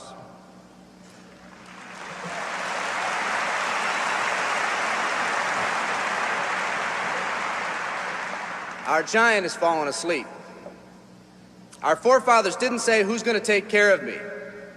They simply said, all I ask is the opportunity to be free and the ability to take care of myself and my family. Today, we elect officials who will, quote unquote, take care of us. We cry out against anyone who dares to ask us to provide more value in the workplace. We do everything we can to spread around the suffering in our society, and yet no one is willing to step up and be part of the solution. We've slowly changed from a society that compensates based on value to a society that compensates based on entitlement and seniority. What we've come to believe is our due. We act as if someone actually owes us a living. Part of this change is due to the dramatic rise of conformity in our society. We're all taught to conform. Incredible pressures are put on us every day to do things, quote unquote, the right way. And yet no one asks the question, is this really the right way? A man once said, I'm just a collection of mirrors reflecting what everyone expects of me. We live our lives to please those around us, and the scary thing is, the people around us are doing exactly the same thing. Psychologist Rollo May calls us outer-directed people. We don't act, we only react. We seek not to be outstanding, but to fit in. We're able to respond, but not to choose. Perhaps that's why a wise man once said, the mass of men lead lives of quiet desperation. In order to change, we need to become inner-directed people. People with our own purpose. People who are not easily swayed by the opinions of others. And that's difficult because from a very early age, we look to the opinions of others to orient ourselves and to validate our decisions and our actions. Nietzsche said, we need more strong people in this world because the weak, by their sheer mass, are forcing weak ideals and weak values on us all.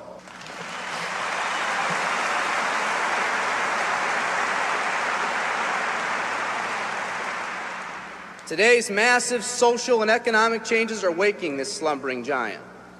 Some people may not be ready right now for the changes happening today in today's society. It doesn't matter if they're ready or not. An old proverb says, if a man wants his dreams to come true, he must first wake up.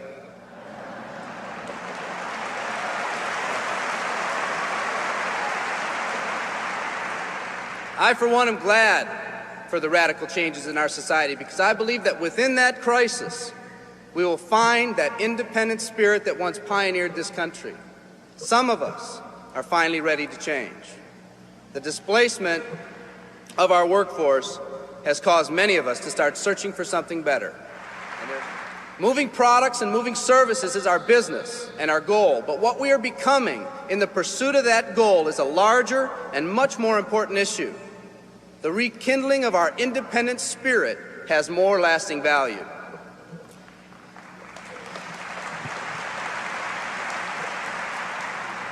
There's no more noble a business than the business that encourages the development of people. Every living organism has one and only one central need in life: to fulfill its own potentialities. The acorn becomes an oak, the puppy becomes a dog, and that's all that's required of the oak and the dog. But the human being's task in fulfilling his or her nature is much more difficult. The reason is, unlike any other living creature on this planet, you've been given the dignity of choice. You'll not grow like a tree. You'll grow only as you plan and choose to grow. When a person chooses to live, two things happen. First, assuming responsibility for themselves takes on a whole new meaning. They accept responsibility not as something they've been saddled with, but as something they themselves have chosen. The second thing that happens is that discipline from the outside is replaced by self-discipline. They accept discipline not because it's commanded, because they themselves have chosen what they want to do with their lives. Just like when the disenfranchised men and women over 200 years ago got fed up and said, I'm not going to live like this one more day, there's another revolution coming. It's coming not just from Americans, but from people all over the world.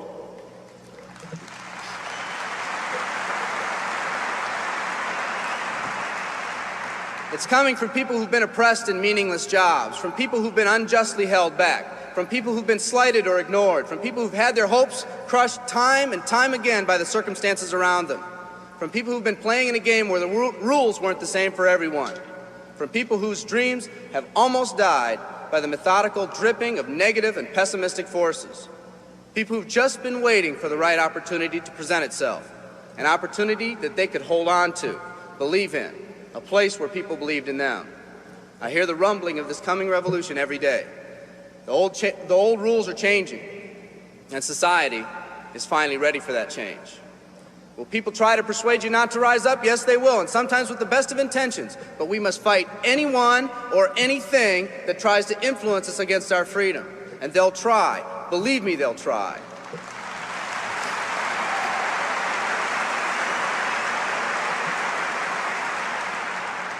They'll try to suggest you off course, to nudge you off course, to distract you off course. There's another revolution coming, and it's going to be led by a group of unique and courageous people like you.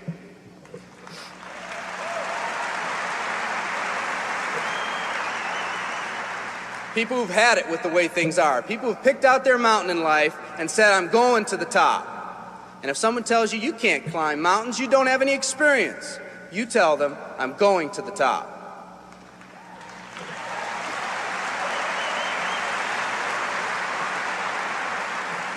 And if your neighbor tells you, come on, choose another mountain, that one's too rocky, what are you going to tell them? And if someone tells you, let's go over here where it's not so steep, what are you going to tell them? And if someone says network marketing, what are you going to tell them? And if your friend tells you, come on, let's climb this one, that one's too slippery, what are you going to tell them? If anyone tells you you can't go up, it's too rocky, too steep, too slippery, you say, listen here, I'm going up. You're either going to see me waving from the top or dead on the side. I'm not coming back.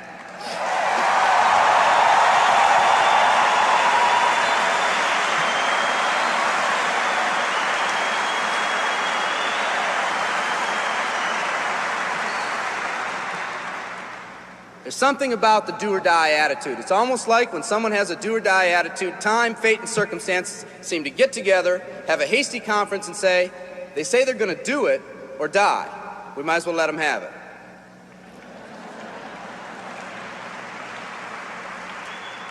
The people in this arena are special. You're special because you've already rekindled that independent spirit. You've already said that you're not going to conform to negative pressures around you. You've all said enough, I've had it, and I'm not living like this anymore. You are the people who want to set big goals and aspirations for yourselves and your families. People who want to live in a country where families are brought together again instead of being torn apart. People who want a country where once again owning your own business and controlling your own destiny is commonplace.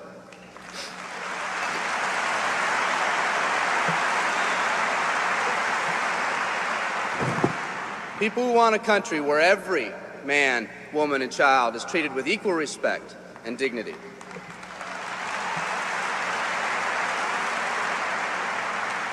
People who will pay any price so their families will not live with the legacy of maxed out credit cards and unfulfilled promises.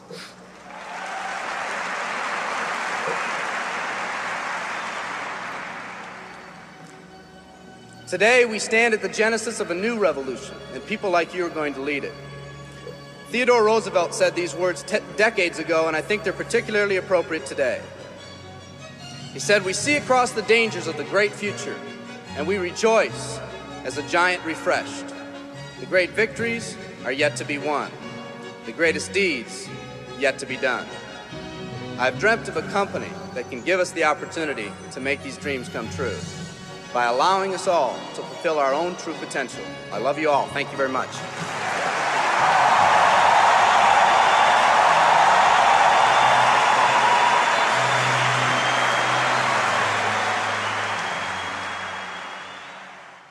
Chapter 7. Skill number 4. Following up with your prospects. In MLM, they say the fortune is in the follow-up.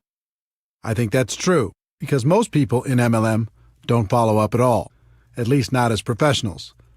You need to understand some important concepts if you're going to master this skill. Concept number 1. Follow up is doing what you said you'd do.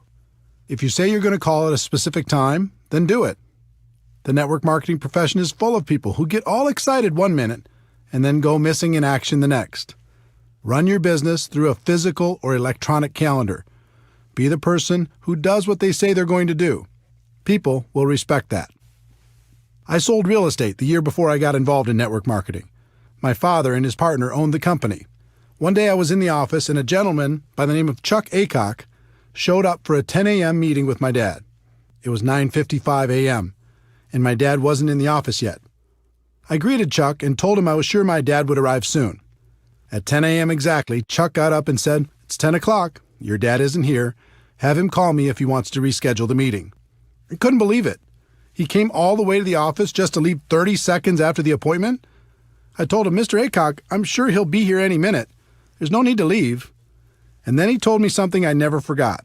He said, "Son, you are either early or you are late. He's late, and my time is valuable. Have him give me a call if he'd like to reschedule." And he left. My dad showed up at 10:10 a.m. expecting to meet Chuck. I told him what happened, and he was as stunned as I was. My dad wasn't habitually late or anything. That particular morning, he was just a little casual with his time. He rescheduled the appointment, and I noticed over the years that my dad was always early for his appointments with Mr. Aycock. What's the lesson in this story? For me, the lesson was that people respect a person who does what they say they're going to do. People also respect a person who values their own time. If you say you're going to follow up at a specific time or in a specific way, either do it or reschedule well ahead of your appointment. Concept number 2. The only reason to have an exposure is to set up the next exposure. When I got started, I would conclude every exposure by saying, "What do you think?" No one told me that was one of the worst things to do. It felt like a natural thing to say, but my results were terrible. I asked one of my early mentors for help, and he said, "Eric, the only reason to have an exposure is to set up the next exposure."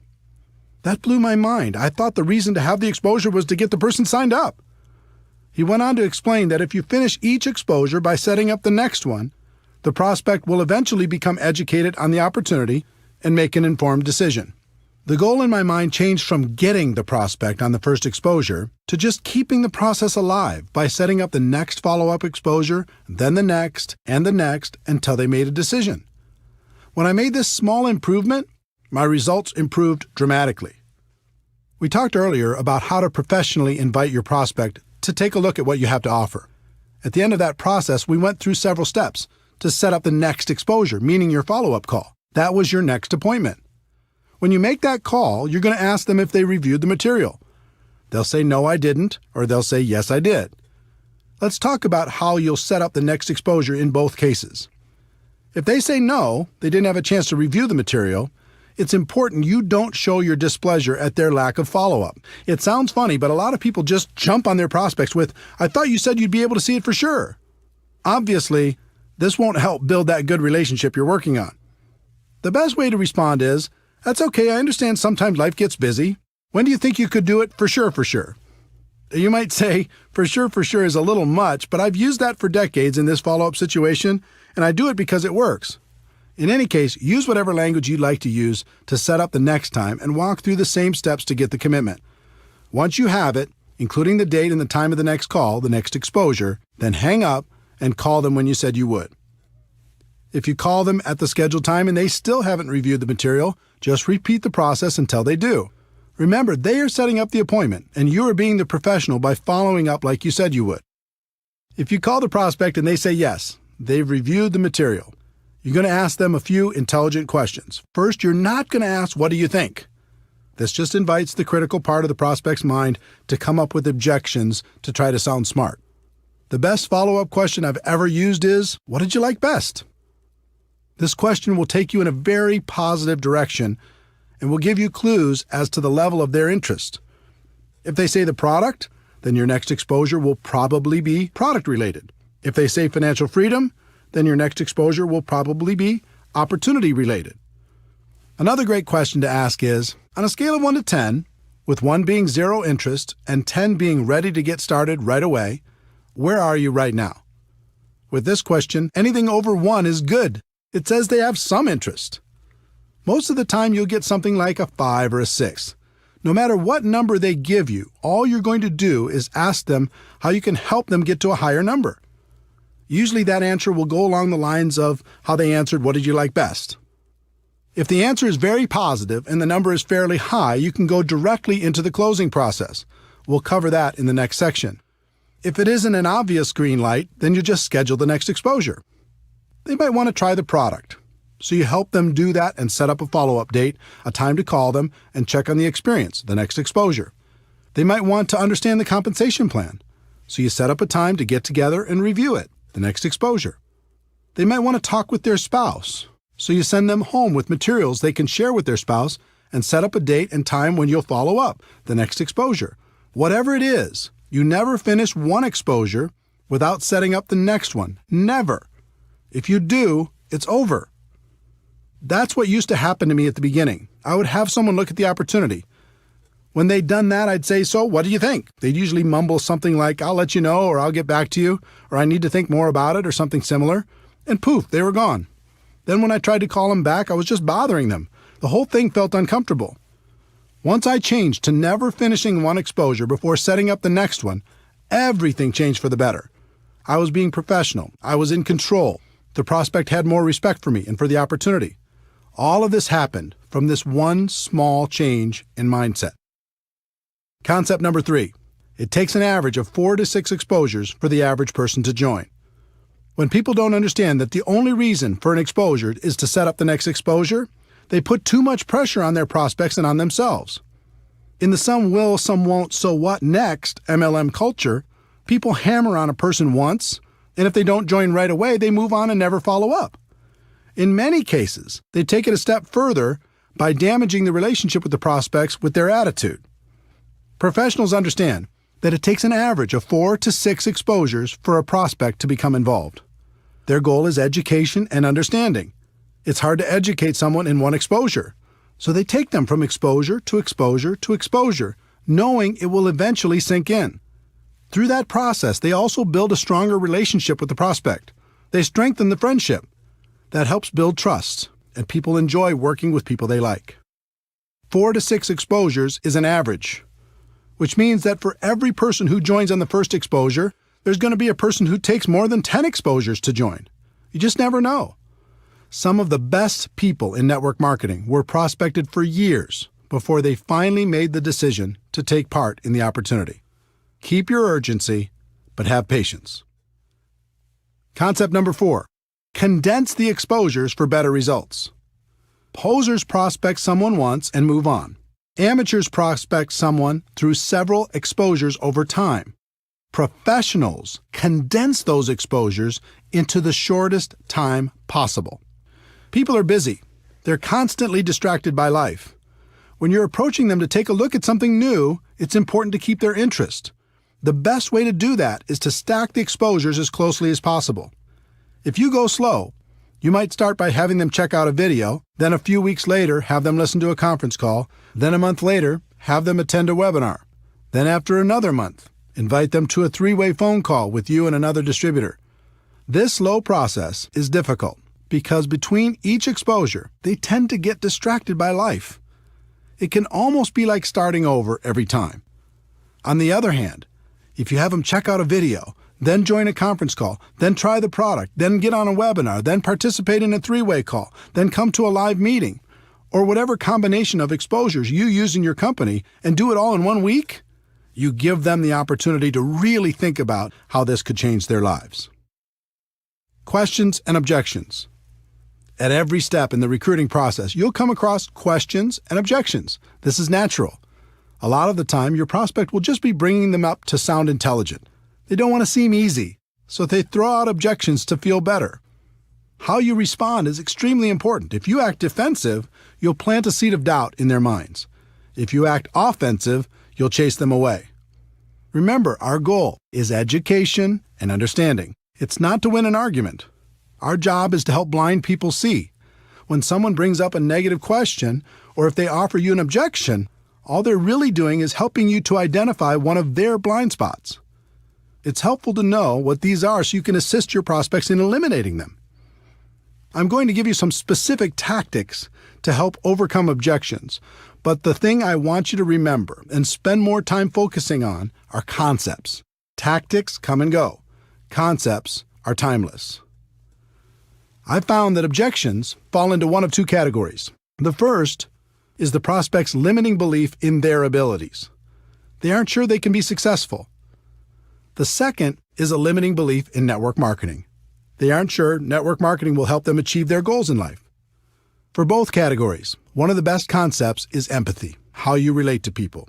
And the best way I know to relate to people is to let them know you're just like they are. You had the same doubts, the same questions, the same fears, and you overcame them. Believe it or not, your story and the stories of others will do more for you in overcoming objections than anything else. There's an old tactic called feel, felt, found. It works with the concept of empathy. When a prospect offers an objection, you respond with, "I know how you feel. I felt the same way. But here's what I found." You can use that quite literally and with great success. You can also modify it based upon your story and your prospect. When prospects have a limiting belief in their abilities, the common objections in this category are, "I don't have the money. I don't have the time. It's not my thing. I'm not a salesperson. I don't know anyone." Or "I'm too old, too young, have no experience," etc. Some people teach fancy approaches where you make yourself seem smart and the prospect seems stupid. "You don't have any money? Do you have a cable bill? Do you have a cell phone? Do you ever go out to dinner? You have lots of money. Come on, wake up." Or, "You don't have the time? How long do you want to have that reality in your life?" You have to change if you want your life to change. How does it feel when you hear that? How would it feel if someone were to say it to you? Pretty bad, right? A better approach is to relate to the person and tell your story. When a person tells me, I just don't have the money right now, I respond, I had the same exact challenge. I didn't have enough money to pay my bills, let alone start a new business. But when I thought about it, I realized if I didn't have enough money to pay my bills now, how was I going to change that in the future? I was tired of being behind. I was tired of scrambling. I wanted more out of life. So you know what I did? I found a way. And it was the best decision I ever made. Let me ask you something. If you really felt this was a chance for you to take control of your financial future, do you think you could find a way to make it happen? 9 times out of 10, they would agree they could find a way. Again, forget the exact words and focus on the concept. I told them I was the same as they were, with the same objection. I told them about my pain, and I told them I found a way to solve it. As a result, we bonded. We related to each other. We were in the same boat with the same hopes and dreams. And if I didn't have a personal story that would compare with theirs, I would tell another person's story. There are plenty of stories inside your company that can relate to virtually every situation. So when a prospect tells you their objection, you can say, I know what you mean. I have a friend who had that same exact problem, and let me tell you their story. Can you see how that approach would work with all the objections based on a person's limiting belief about themselves and their lives? The concept is simple, it's proven, and the results are amazing. When people have limiting beliefs about network marketing, this category includes, is this MLM? Is this one of those things? Is this a pyramid scheme? I'm not interested in MLM. I don't want to bother my friends. And how much are you making? Let's start with the one that strikes fear into the hearts of most people in our profession. Is this MLM? Or variations like, is this one of those things? Or is this a pyramid scheme? Or I'm not interested in MLM. Some people go a little crazy when they hear this question. They say, pyramid scheme, like every corporation in the world, like the government? You mean that? Instead of going crazy on your prospects, it's important to understand where this question comes from. My experience has shown me that they usually knew someone who joined with no success, or else they've done it themselves. Usually they just purchased a virtual lottery ticket like I described earlier and it didn't pay off. This scenario represents well over 90% of the people who will ask this kind of question. The rest of them have heard of opportunities like this and are rightfully skeptical of the promise of getting rich quick. If they ask this kind of question with any sort of emotion, I know they've been involved at some point. So I say, wait a minute. You have a story. What happened? Were you involved in network marketing at some point? Then just let them tell you their story. It opens them up. It lowers their defenses. And it allows you to ask some questions about their experience. Let me give you a typical example. I'm going through my invitation process when the prospect says, wait a minute, is this MLM? And they say it with emotion. I reply, oh, you have a story. Did you try it out at some point? What happened? They say, yeah, I joined a company a few years ago, bought some product, and lost my money. I reply, what do you think was the reason you didn't have success? They say, well, my friend talked me into it. I didn't have a lot of time, and I thought more people would join right away, but they didn't. I guess I just lost interest. I reply, do you think you really gave it a fair shot? They say, no, not really. I reply, do you think network marketing was the problem, or do you think maybe your timing wasn't right? They say it was probably the timing. Do you see the dynamic? I've had thousands of these conversations, and they're all slightly different. But if you ask some questions and are friendly through the process, you have a strong opportunity to help them get rid of their blind spot and take a look at what you have to offer. In addition, you can relate to them by saying you had the same objection initially and telling them how you overcame it. If someone uses the word pyramid with me, I always say, oh no, pyramid schemes are illegal, and I would never be involved with something illegal. For people asking this with emotion attached, I usually respond with, yes, this is network marketing. Do you know anything about it? Again, I'm asking questions and waiting for answers. From those answers, I ask more questions, and through the process, I can achieve my goal of education and understanding. I don't want to bother my friends is slightly different. Again, I relate to them by telling my story or somebody else's story. And then I ask questions like, what makes you think you'd be bothering your friends?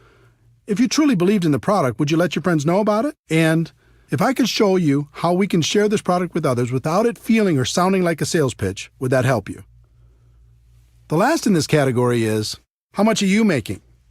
If you're making money already, this is a great question. If you're not, your answer depends on how long you've been involved. If you're brand new, you can tell them you're just getting started.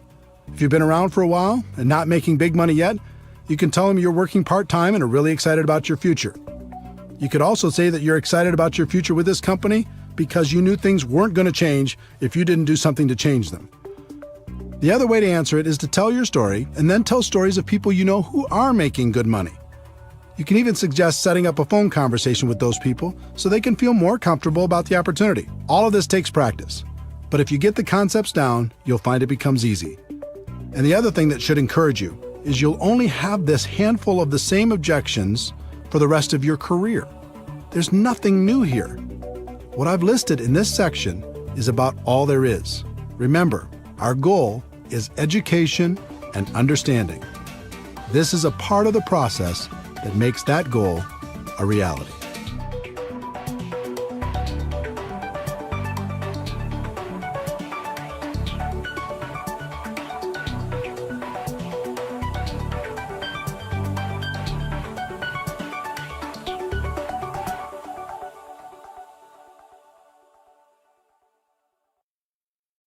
Chapter 8. Skill number 5. Helping your prospects become customers or distributors. This skill is a natural byproduct of following up professionally.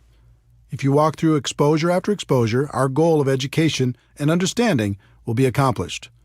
But that doesn't mean the prospect will come out and ask you for an order form or an application. It's your job to get them to a decision. The key to success in this area is a combination of having good posture and asking good questions. Good posture means the way you carry yourself. Your words and actions will help your prospect feel more confident about joining your opportunity, or they'll plant seeds of doubt. In my early years, my posture was terrible. I was trying to get people instead of pursuing the nobler goal of education and understanding. And the prospects could feel my intentions. I was very emotionally attached to the outcome. You could even say I was needy. Every time I got to this part of the process, I really wanted it. Again, the prospect could feel my emotional attachment, and that usually scared them away.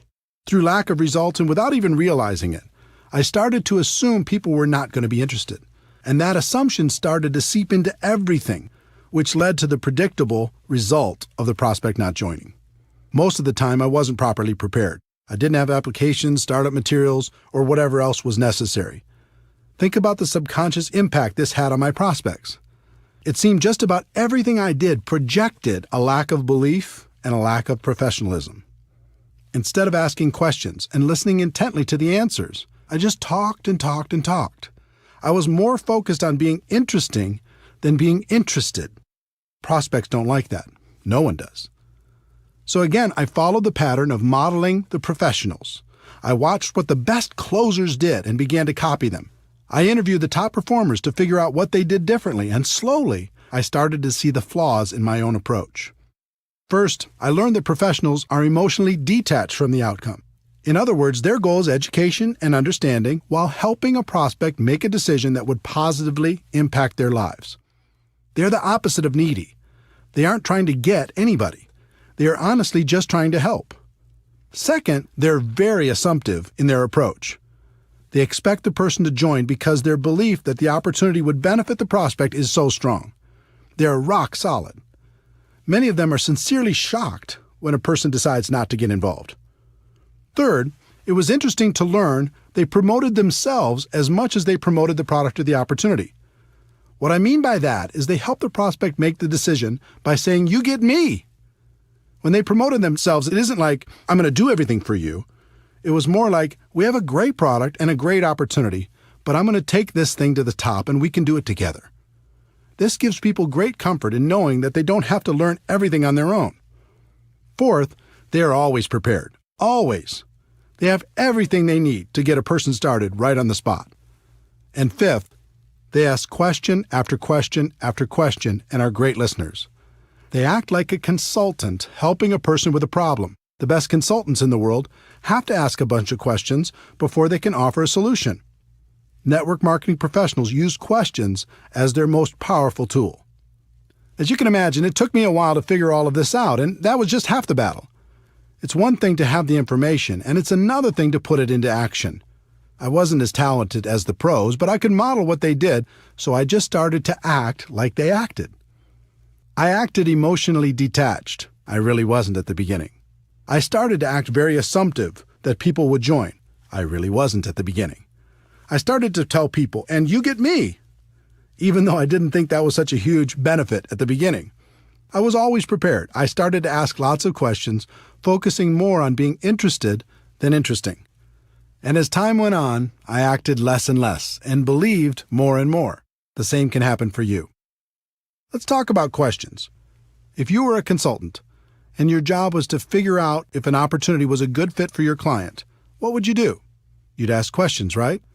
In working to help a prospect make a positive decision about your opportunity, you're going to do the same thing. But instead of asking, "What did you think?" which leads nowhere, learn to ask questions that lead in a positive direction. Did it make sense to you? What did you like best about what you just saw? Pretty exciting, isn't it? Can you see how this could be an opportunity for you? Of these examples, the one I use most is, what did you like best? The answer to that question is almost always positive, and it gives you clues as to the area in which they're most interested. Then I like to say, let me ask you a question on a scale of 1 to 10, with 1 meaning you have 0 interest and 10 being you're ready to get started right now. Where are you? They'll give you a number. And it's usually obvious from their number that they either need more information before they'll make a decision or they're leaning towards getting started now.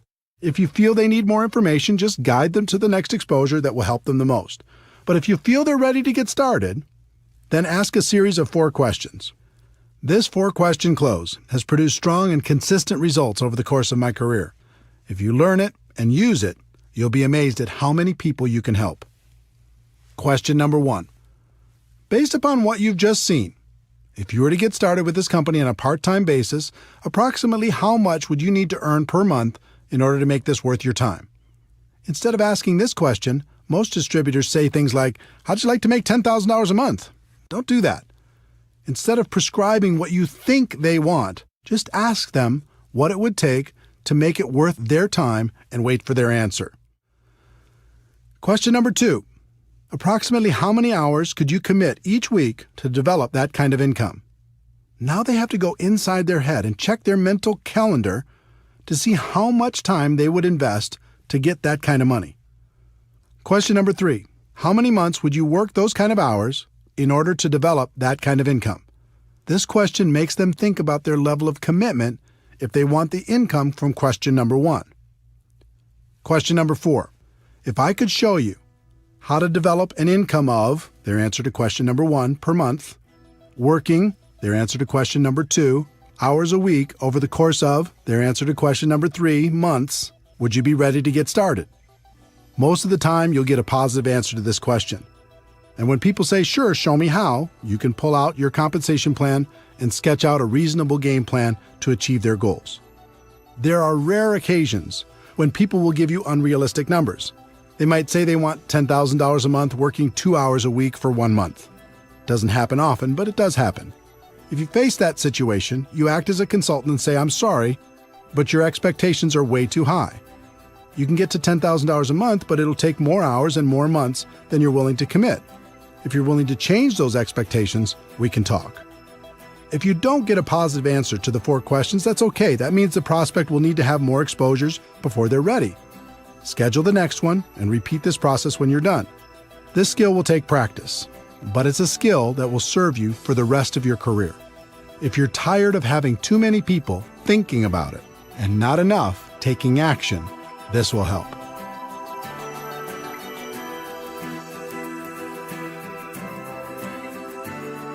Chapter 9.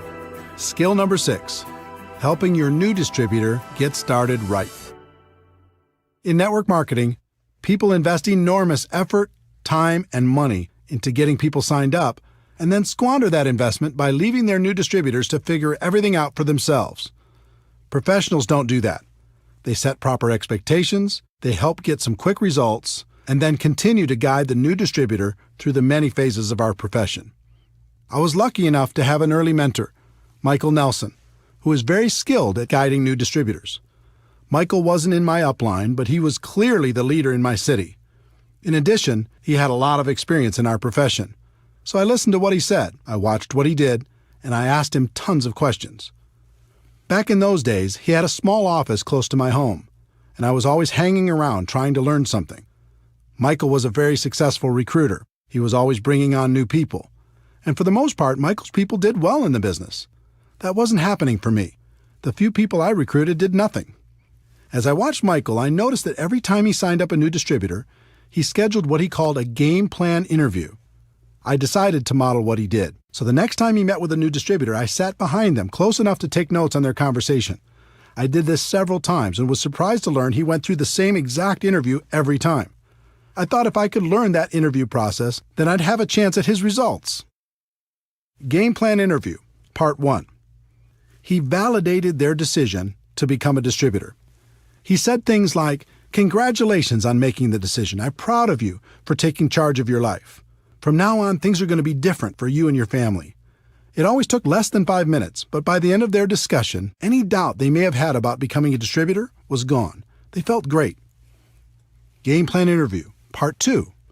He set their expectations. He knew most people came into our business with unrealistic expectations, so he always said the same 3 things. If you succeed in this business, it's going to be you who creates that success, not me. And if you fail in this business, it's going to be you who creates that failure, not me. You're going to be the difference between success and failure. I'm here to guide you every step of the way, but I can't do it for you. I'm here to work with you, but not for you.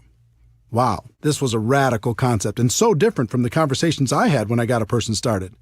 I said things like, "I get paid from what you produce, so essentially I work for you." Well, what kind of expectation do you think that set in the new distributor's mind? I'd also say, "We are going to build a business together," when that wasn't really true. They needed to build a business. I could be a resource, but I couldn't do it for them. The next thing he said was, "My job is to help you become independent from me as quickly as possible. Do you agree that that's a good goal?" Again, this was radical, but it made sense. Up to that point, I had a group that was extremely dependent on me. They only did something when I pushed. But Michael had a group that produced on their own without his constant help. He had duplication and freedom. I didn't. This set the relationship up, so Michael would be the teacher for his group and not the slave. He could show them the skills, and then they could independently build from that point forward. The third thing he said was, "There will certainly be ups and downs as you build your business. There'll be good times and bad times. I'll know when you're in one of the bad times, when you aren't calling me, you aren't showing up for meetings, you aren't on the calls, if I start hearing excuses, that sort of thing.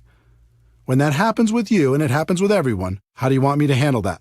Do you want me to leave you alone? Or do you want me to be persistent and remind you why you made this decision in the first place?" This was brilliant, because it's true that everyone will have times of self-doubt. He let them know it was natural, and at the same time, set up the relationship so he was in a position to turn them around when it happened.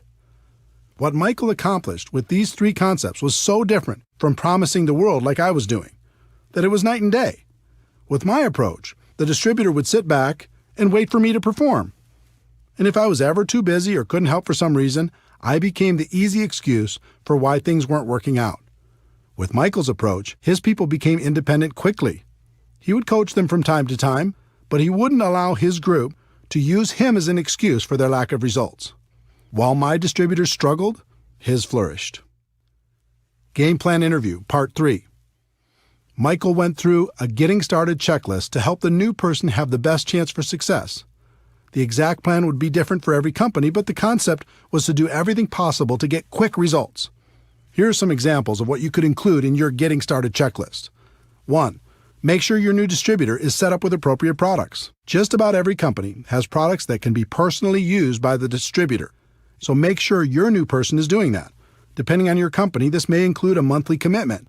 It's very important that people develop an emotional attachment to the products, and that can only happen if they are using them and enjoying the benefits.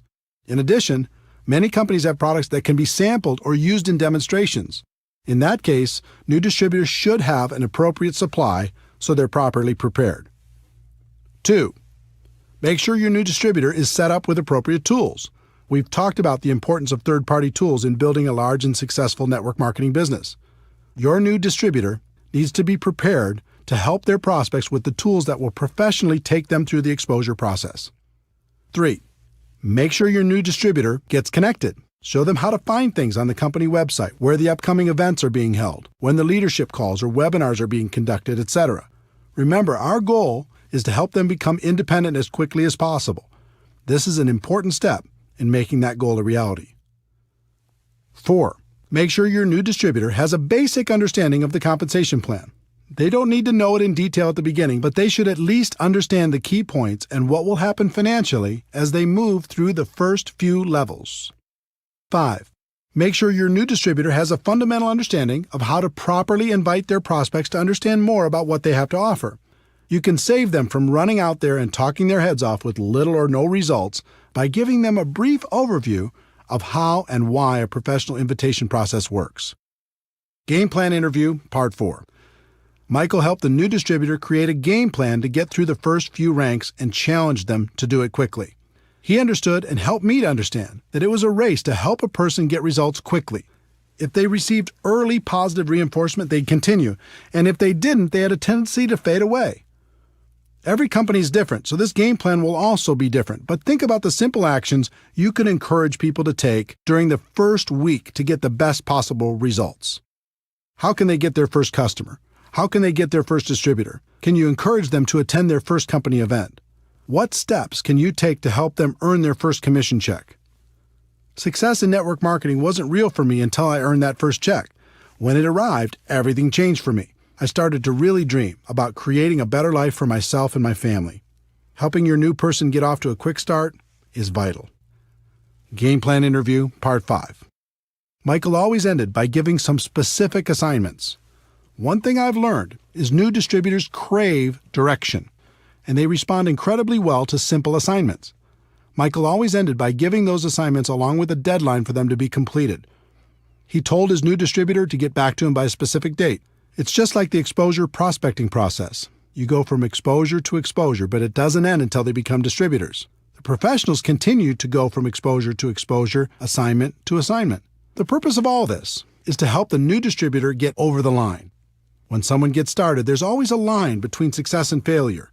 On one side of the line, it's easier to quit than continue. On the other side of the line, it's easier to continue than to quit. What can help a person get over the line? Signing up their first customer, signing up their first distributor, getting their first commission check, attending a big company event, making friends inside the organization, proclaiming their intentions to the world, getting promoted to a new level, being recognized for some sort of achievement. There are hundreds of other things that can contribute to a person getting over the line. As a sponsor, your job is to help them get over the line and stay over the line. And the line never really goes away. It's always there. And you as a leader need to be constantly aware of where your people are emotionally. This way you can continue to encourage them to never let go of their dreams.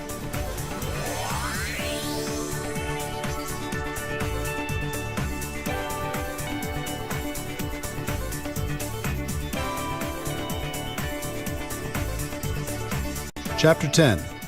Skill 7. Promoting events. In network marketing, meetings make money. It's just that simple. Yes, technology can help us connect with people in ways that are becoming more and more efficient, but nothing replaces face-to-face interaction. Meeting people one-on-one, in small groups, or at local or bigger events will have a huge impact on the long-term success of any network marketing organization. But one particular type of event is the most powerful, and that is the destination event.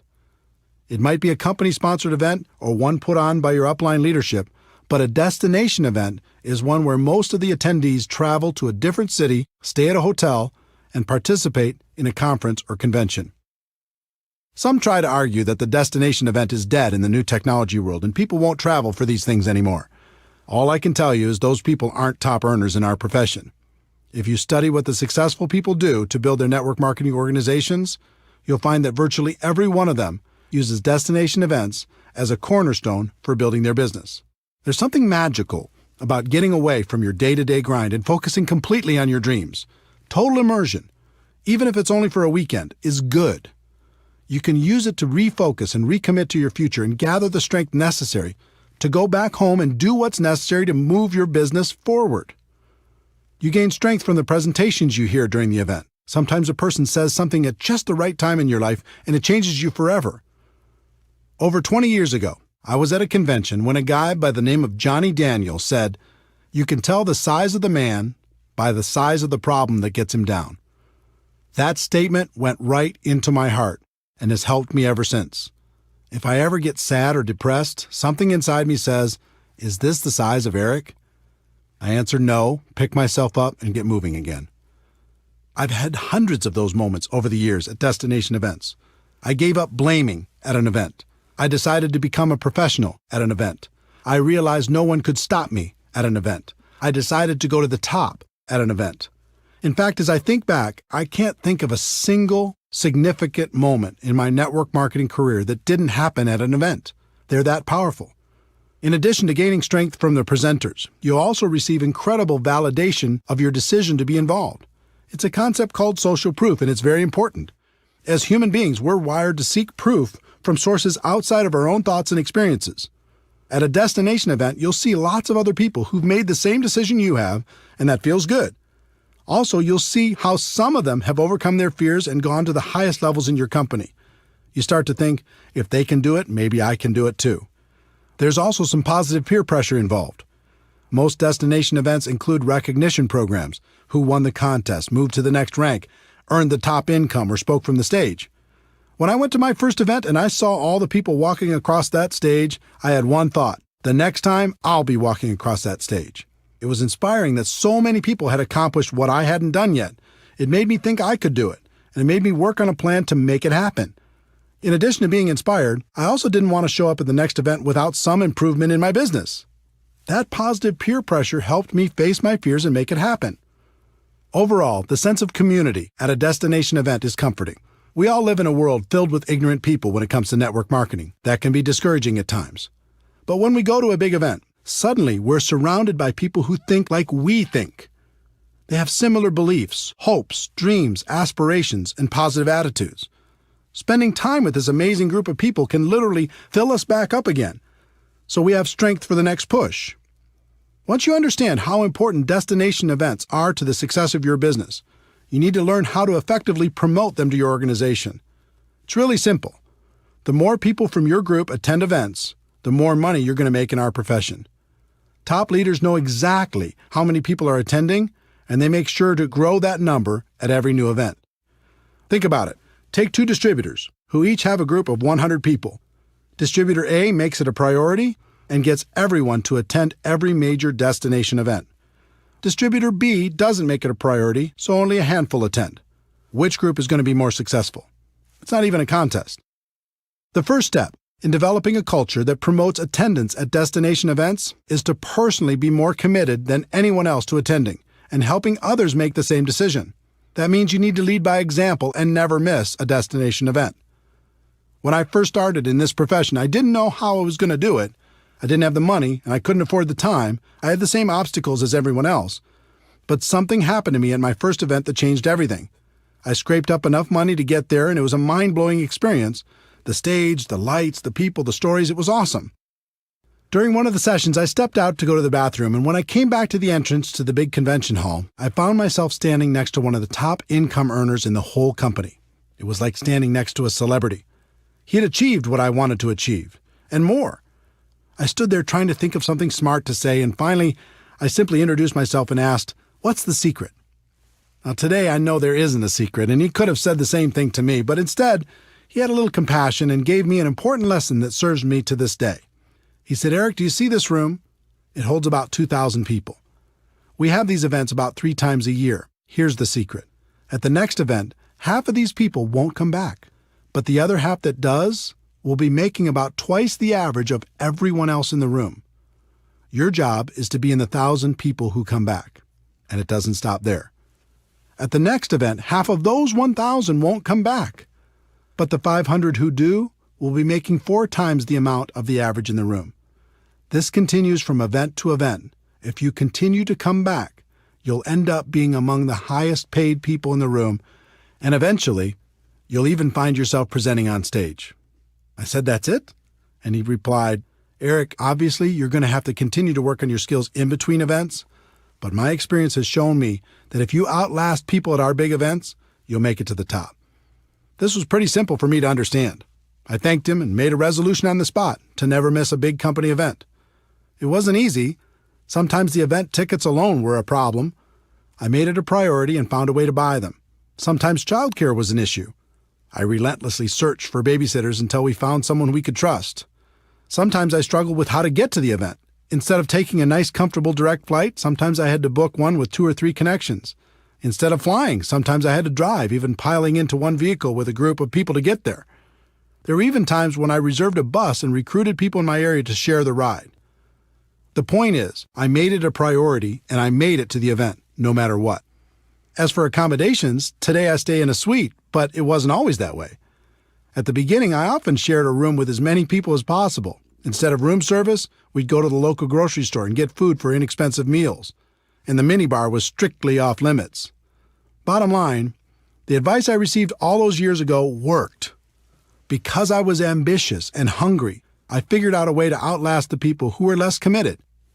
And just like that top income earner had told me, my income continued to grow with each event. On top of that, another strange thing happened. I started to feel different than everyone else. I started to feel like an Iron Man. I started to be proud of the fact that I was still standing when other people lost faith.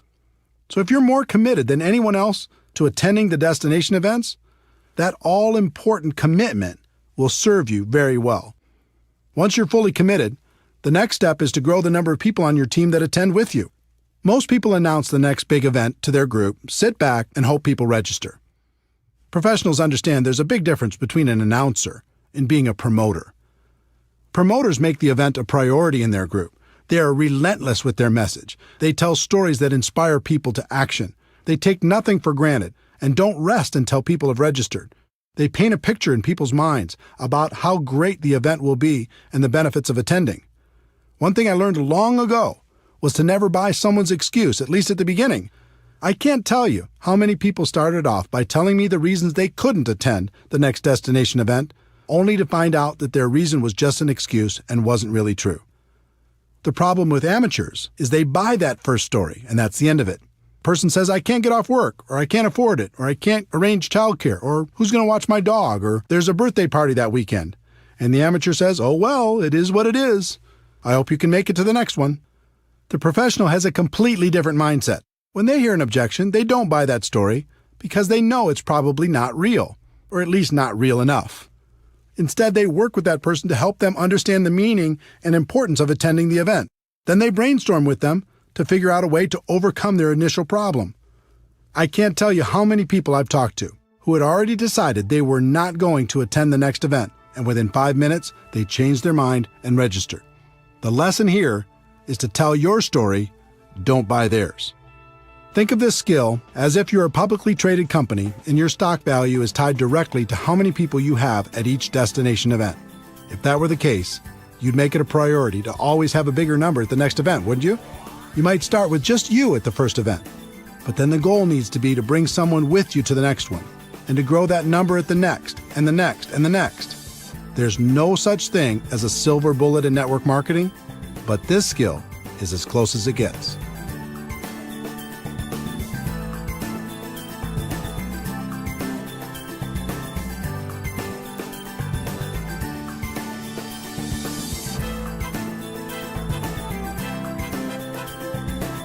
Chapter 11. Anything worthwhile takes time.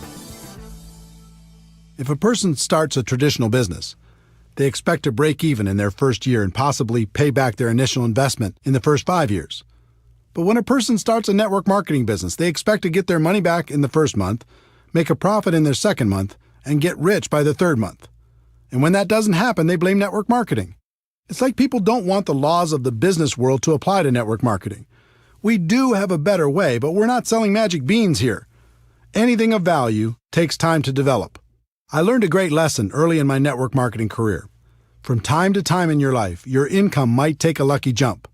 You might be in the right place at the right time. But if you don't quickly grow as a person to that new higher level, your income is going to come back down to the level of who you really are. In the end, you only get to make what you are. How many people do you know that hit it big and lost it all? I learned this lesson the hard way in my first few months in MLM. Back in 1988, I joined a company that had a $5,000 upfront package, which paid the sponsor between $1,200 and $2,400 depending on their level.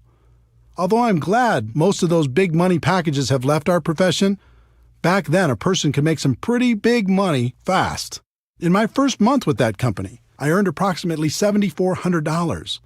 If you remember, my strategy was to quickly call my dad's friends before he could get to them. I was ecstatic. In my second month, I earned about $12,200. Unbelievable. But then reality kicked in. I wasn't a $12,000 a month person. I hadn't worked on my skills. I wasn't developing myself. I was just riding the wave. My third month's check was $1,098.60. Looking at that check was like looking at myself in the mirror. It showed me who I was. It was an ugly feeling. My first reaction was to quit and blame everyone and everything for my bad check. But eventually I realized that to earn more, I needed to become more. I needed to work on my skills, so I didn't have to rely on luck or timing or positioning. You might have heard, you can get rich quick, or there's no work involved, or the product sells itself, or any number of trumped-up statements. But you must learn to give up those false and unrealistic expectations and go to work on you. The 1-3-5-7 formula. There's a formula I've seen work in our profession. I call it the 1-3-5-7 formula. As a general rule, it will take you about 1 year to become competent and profitable in network marketing. You'll know the basics, you'll cover expenses, and you'll be learning. It'll take about 3 years of consistent part-time effort in order to go full-time. It'll take about 5 years of consistent effort to become a six-figure earner or above. And it will take about 7 years of consistent effort to become an expert. Now, that doesn't mean you can't make more than that in the short term. Many people do. It just means if you want to keep making that kind of money, you need to eventually become an expert. When you think about it, 7 years isn't so bad, especially when a good portion of it is part-time. You're going to be 7 years older anyway. You might as well become an expert over that period of time instead of just going through the motions. How to learn. Once you make the commitment to focus on your skills, the next thing you need to do is figure out the best way to learn. One of the best things that ever happened to me was realizing there are no bad experiences and no good experiences, only learning experiences. This was a major breakthrough. In other words, let go of the outcome and focus on what you can learn from every experience. This took so much pressure off me. Instead of always looking for great experiences, I started focusing on how many experiences I could have, because the more I had, the more I could learn. Another attribute of a top earner in MLM is they are what I like to call an active student. As a professional, they're always learning, always growing, always trying to get better. Lou Holtz said it best. In this world, you're either growing or you're dying, so get in motion and grow. I think that's true. Never stop learning. Model successful behavior. Try to avoid reinventing the wheel when you get involved in this profession. The hard work has already been done. No matter what company you're in, it's easy to find someone who's very successful. Doesn't matter if it's getting customers, finding prospects, inviting, presenting, following up, closing, getting people started, building for events, or any other skill. There are people in your company right now who have them mastered. And unlike other professions, the successful people in your company are eager to share their secrets. All you need to do is model their behavior, and you can begin to enjoy their results. Study. Audio programs got me started. Back in 1988, someone gave me a bootleg copy of a talk Jim Rohn gave to the Shackley Company. It was called The Seed and the Sower, and it rocked my world. I bet I listened to that audio cassette in my car 500 times. From there, I did some homework on Jim Rohn and purchased his Challenge to Succeed audio program. Jim Rohn gave me hope, but more than that, he gave me direction in my continual personal development. That audio program launched my personal development journey. Through the years, I continued with dozens of different audio programs, all incredibly helpful in keeping my mind right. There's something magical about audio. It whispers in your ear, reminding you of your dreams, of your potential, and how to get there. In addition, it's repetitive. You probably won't read a book over and over, but you'll listen to an audio program over and over, especially if it's entertaining. And it seems like each time it's different, and it is because you're different. Jim Rohn also taught me to be a reader. No matter what you're trying to learn, there's someone who's devoted their entire life to the subject and is offering it to you for pennies. Take them up on that offer. In our electronics-focused, attention-deficit society, fewer people seem to read books. That's not true for leaders. Ask the top-earning distributors if they're readers. More importantly, ask them what they're reading. I wasn't much of a reader before I became a network marketing professional, but since 1988, I've read an average of about 4 books a month. Those books have shaped my life and my career for the better. Commit to just 10 pages a day, and you can read a 300-page book in a month. That's a great start. Video.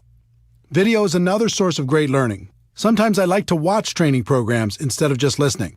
It's part of the reason I decided to use video as my main focus at networkmarketingpro.com. I found if I created a short video with interesting information every day, people receive tremendous value. If you'd like to check out hundreds of free videos, you can go to networkmarketingpro.com. It's free. Online. The internet has changed the way we learn and gather information. You can take advantage of online tutorials, watch online videos, attend online webinars, or even watch events live with streaming technology. Events. The best way I know to really internalize life-changing information is to attend live events. As I've already told you, most of my defining moments have come from events.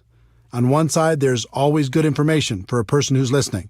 On the other side, when you eliminate all of the other distractions in life and just focus, like you do at an event, you have a chance to really hear. Both sides are good. Be careful of distractions. With all of the choices available to you in terms of studying your craft, now more than ever, you must be careful about what you allow into your mind. People everywhere will try to distract you with their latest and greatest breakthrough, and it can be very tempting to jump at all those opportunities. You should be focused on a very narrow range of skills: finding prospects, inviting, presenting, following up, closing, getting people started right, and promoting events. Make sure you master those skills before adding anything else to your to-do list. Take action. Almost all of the learning in MLM is in the doing. If you want to learn how to talk to people on the phone, then talk to more people on the phone. If you want to learn how to do a home presentation, then do more home presentations. You'll certainly figure it out.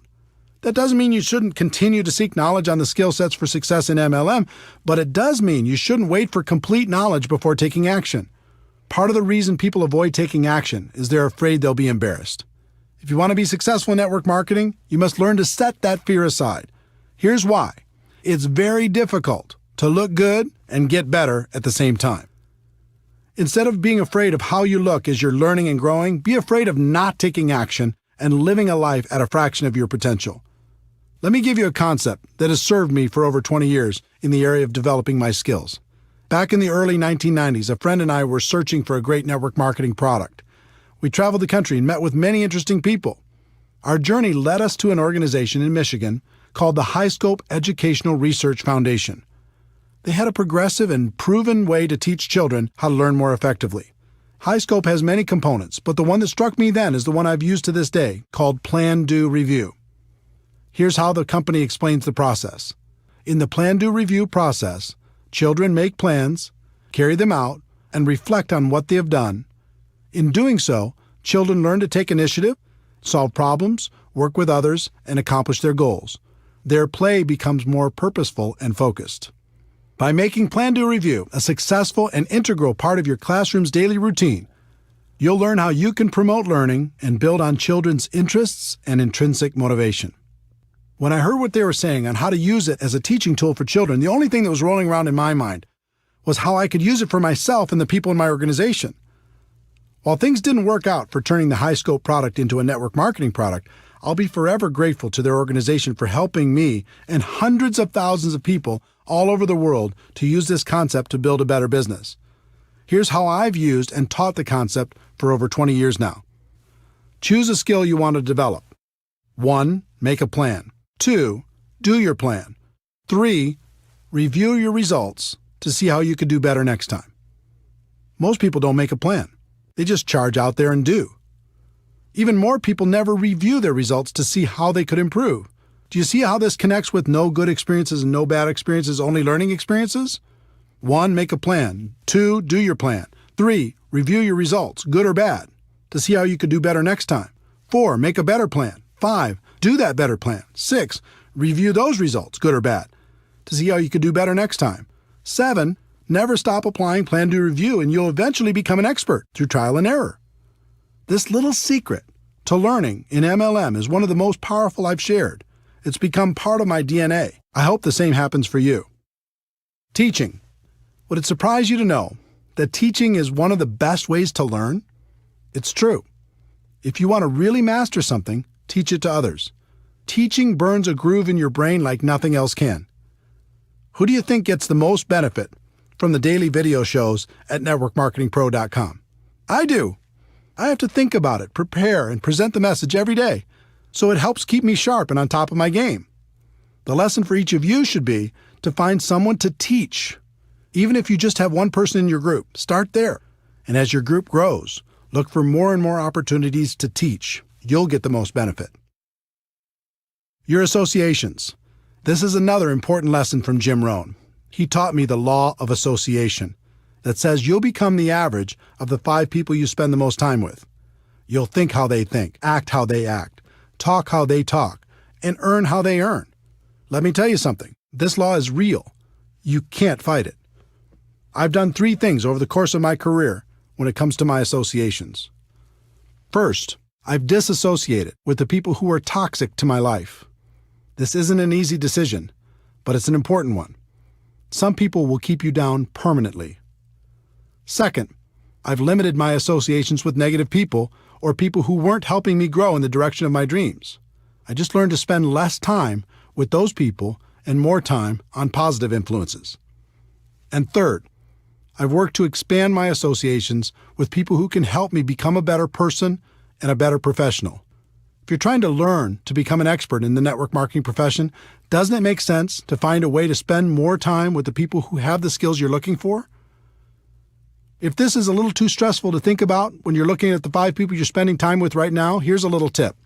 About every 6 months, one of the people in your 5 will change. They'll move, get a new job, start a relationship, end a relationship. Something will happen. The secret is, when that happens, choose very wisely when you're thinking about who's going to take their place. Most people don't think about this at all. They just let the next person fall into that place. That's a big mistake. Find someone who will push you. Find someone who will inspire you. I hope these suggestions on the learning process of becoming a professional have been helpful to you. It's okay to dream big, but you also have to be patient. Anything of value takes time. Continue to develop your skills. Become a permanent student. Those skills will make a place for you for the rest of your life. There's one more concept you need to understand. I've analyzed the top earners in network marketing. I've interviewed them, and we've become friends. Do you know what they all have in common? They work hard. Don't get me wrong, they have a great lifestyle, and they love what they do, but they work their butts off. If you want big success in MLM, you're going to have to do the same. Network marketing isn't about luck, timing, positioning, or signing that magic person who will make you rich. Freedom is possible, but it isn't free. It will take hard work to stay consistent when the world tries to distract you. It'll take hard work to learn the skills required for long-term success. It'll take hard work to become the leader you're meant to be. Some people in network marketing become unhappy when they realize work is involved. Most of them join for some sort of free ride. When they experience growing pains, they run for the hills. Be different. It might take hard work, but it's good work. And it's the best way I know for the average person to enjoy.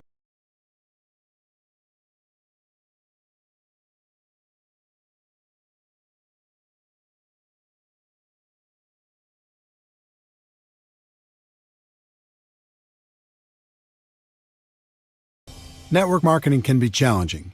It's an emotional experience. The ups and downs can be dramatic. But in the end, for so many reasons, it's all worth it. The career you'll create. If you decide to become a network marketing professional, you'll not only create an income for yourself, but you'll create a career. I think about this a lot. Consider the skills required to be a doctor, a lawyer, a big company CEO, or even a world-class musician. You're talking about a high level of skill and a fairly high level of income. Now consider the skills necessary to become a network marketing professional. They're tiny in comparison. And yet many network marketing professionals enjoy a higher level of income and most certainly a higher degree of freedom. If you look at any career, there's a barrier of entry, how hard it is to get in, and a long-term benefit, what you get if you do get in. For example, a doctor might have 12 years of school plus an internship. That takes intelligence some of us don't have, money some of us don't have, or even possibly contacts some of us don't have.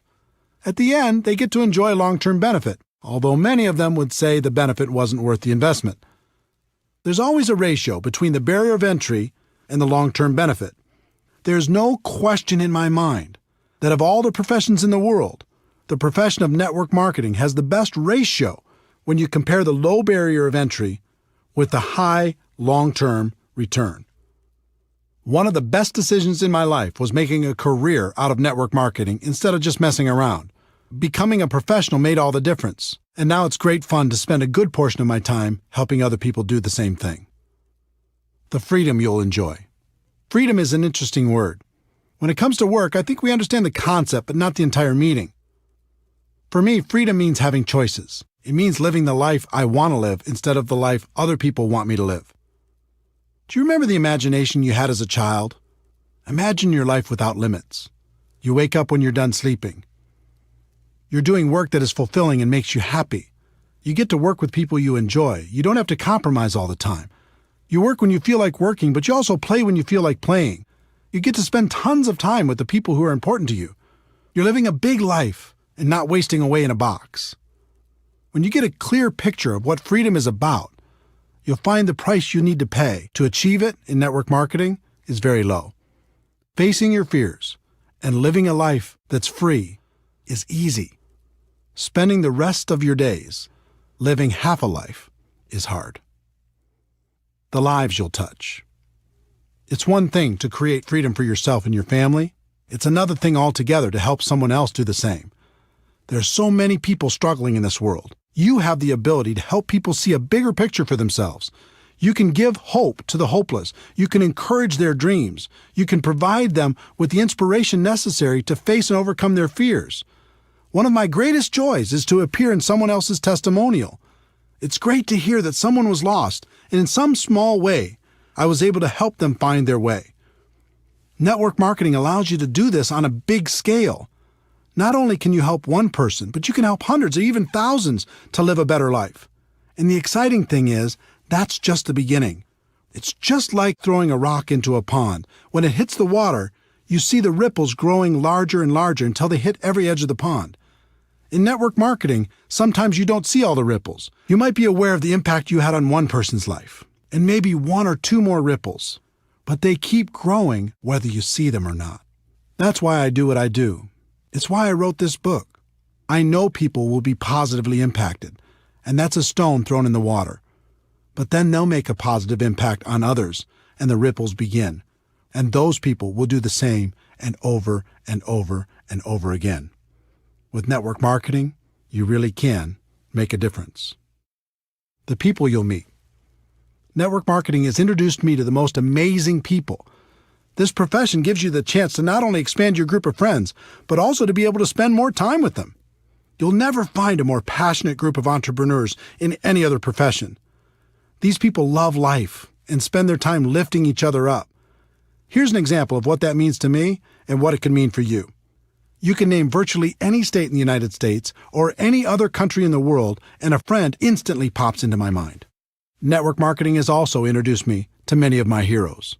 I've been lucky enough to share the stage and become friends with great people, including Anthony Robbins, Brian Tracy, Dennis Waitley, the late Stephen Covey, Tom Peters, Les Brown, the late Og Mandino, David Bach, Robert Kiyosaki, Harvey Mackay, Art Williams, Ken Blanchard, Tom Rath, Daniel Pink, Mark Victor Hansen, Jack Canfield, Jeffrey Gitomer, Gary Vaynerchuk, Tom Hopkins, and many, many others. On top of all that, I've been able to learn from more million-dollar MLM learners than I could count. All of them have had a positive impact on my life and my career. This profession also helped introduce me to my amazing wife, Marina. I was in Moscow for a big MLM training event, and she was attending that event with her family. Because she could speak multiple languages, she was helping to translate backstage. I was smitten. Our first date was in Red Square at midnight after the event. With the snow softly falling around us, I'll never forget it. We've been together ever since. I'm not saying you'll find the love of your life in MLM, but I am saying you'll find friendships that will last a lifetime. The places you'll see. If you build a large and successful network marketing business, a few things will happen. First, you'll win some trips that will be trips of a lifetime. Second, you're going to need to support your organization as they expand into every territory or country where your company does business. And third, you're going to have enough money and time to go wherever you'd like. It's been said that your life can be measured by the number and intensity of your experiences. If that's true, I've already lived a very long life. I've been to every state in the United States with the exception of Alaska, and I'll remedy that soon. I've also been to about 40 countries around the world. I've gone diving at the Great Barrier Reef in Australia, toured the Hagia Sophia in Istanbul, visited the Twin Towers in Malaysia, boated around James Bond Island off the coast of Thailand, visited the tent cities in Nigeria, ridden the huge Ferris wheel in the port of Singapore, had a private tour of the White House, watched the sunrise on New Year's Day at the Grand Canyon, enjoyed a 30-course meal at the world-famous El Bulli in Spain, cruised through the canals of Amsterdam, ridden a hot air balloon over the Rocky Mountains, rented an entire cruise ship for 2,000 of my friends to sail to the Bahamas, had dinner under the stars at the top of the Hotel de Paris in Monaco, visited my heritage in Norway, sailed the Black Sea off the coast of the Ukraine, witnessed the amazing Sistine Chapel in Rome, golfed at St. Andrews in Scotland, watched a World Cup match in Ireland, and prayed at the Wailing Wall in Jerusalem. All of this and so much more was made possible because I embraced the great profession of network marketing. The same can happen for you. The causes you can contribute to. There are lots of worthy causes. You might want to give to your parents or someone else in your family, or to an organization that means something to you. In 2011, I asked Harvey Mackay, best-selling author, as well as a wildly successful businessman and community activist, for his secret to success. He told me his story. Eric, my father sat me down after I graduated from the University of Minnesota at age 21. I was a little bit cocky, going to take on the world, going to start at the top and work my way up. And he said, Harvey, 25%, 1/4 of your life, starting now, is going to be devoted to volunteerism. Now, I didn't know what that meant, other than I started volunteering for everything. Heart, Cancer, United Way, Boy Scouts, March of Dimes, Salvation Army, everything. Let me tell you what that experience has done for me my entire life. Being on all those boards and being involved in all those charities, I became a better communicator. I became a better leader. I became a better salesperson. Because all I was doing was raising money for the more than 20 boards that I've been on. I became a better sales manager. And can you imagine how many new people I met by just being a volunteer? My network grew tremendously. But the biggest thing that happened was my sense of being a citizen of the world. To know that you've helped another human being and to be able to see the results, it's an unbelievable feeling. I'm so thankful to my father because his advice changed my life. This interview changed my life because it impacted my thinking on contribution. I'd always thought that there was really only one way to help a worthy cause, and that was with your money. But after my conversation with Harvey, I realized that there was 3 ways to help. The first is with your money. Of course, you can write a check, and that's wonderful. Network marketing can allow you to write bigger checks than you could ever imagine before. The second is with your time. Like Harvey said, you can dedicate a portion of your life to causes that are important to you. He chose 25%. You could choose whatever you'd like, but I'd encourage you to choose. And by time, I don't mean just volunteering a few hours here and there at the shelter or something. I mean, give your time to creative thinking, raising awareness, and raising money. And the third is probably most important, and that is with your influence. Take the time you're going to spend on your cause and put all of your influence behind it. Inspire your organization to do something great with you. Encourage your company to get involved. Leverage your network to do great things. You are powerful, and more so because of your involvement in network marketing. Use that influence for good. It'll change your life for the better. The person you'll become in the process. Network marketing changed my life for the better because it forced me to become a better person. As a profession, we move products and services to the customers who want them, but our real purpose is much deeper. At its core, this profession is an incubator for personal growth. You'll learn how to face your fears. You'll learn how to solve problems. You'll learn how to feed your mind with positives and protect your mind from negatives. You'll learn how to grow stronger. You'll learn how to lead. When I first started out in this profession, I did almost everything out of fear. I was afraid I wouldn't succeed. I was afraid I was going to run out of prospects. I was afraid I was going to miss out on the opportunity. But over time, that fear went away. I decided to focus on myself and my skills instead of all the things I couldn't control, and then everything became clear. I learned the true secret of network marketing. The greatest benefit isn't getting what you want. The greatest benefit is what you'll need to become in order to get what you want. I learned what was always there and what has been passed down for ages. The journey is everything. Thank you for taking this journey with me. Let me conclude by sharing what I say at the end of every Network Marketing Pro video. Ladies and gentlemen, my wish for you is that you decide to become a network marketing professional, that you decide to go pro, because it is a stone cold fact that we have a better way. Now let's go tell the world.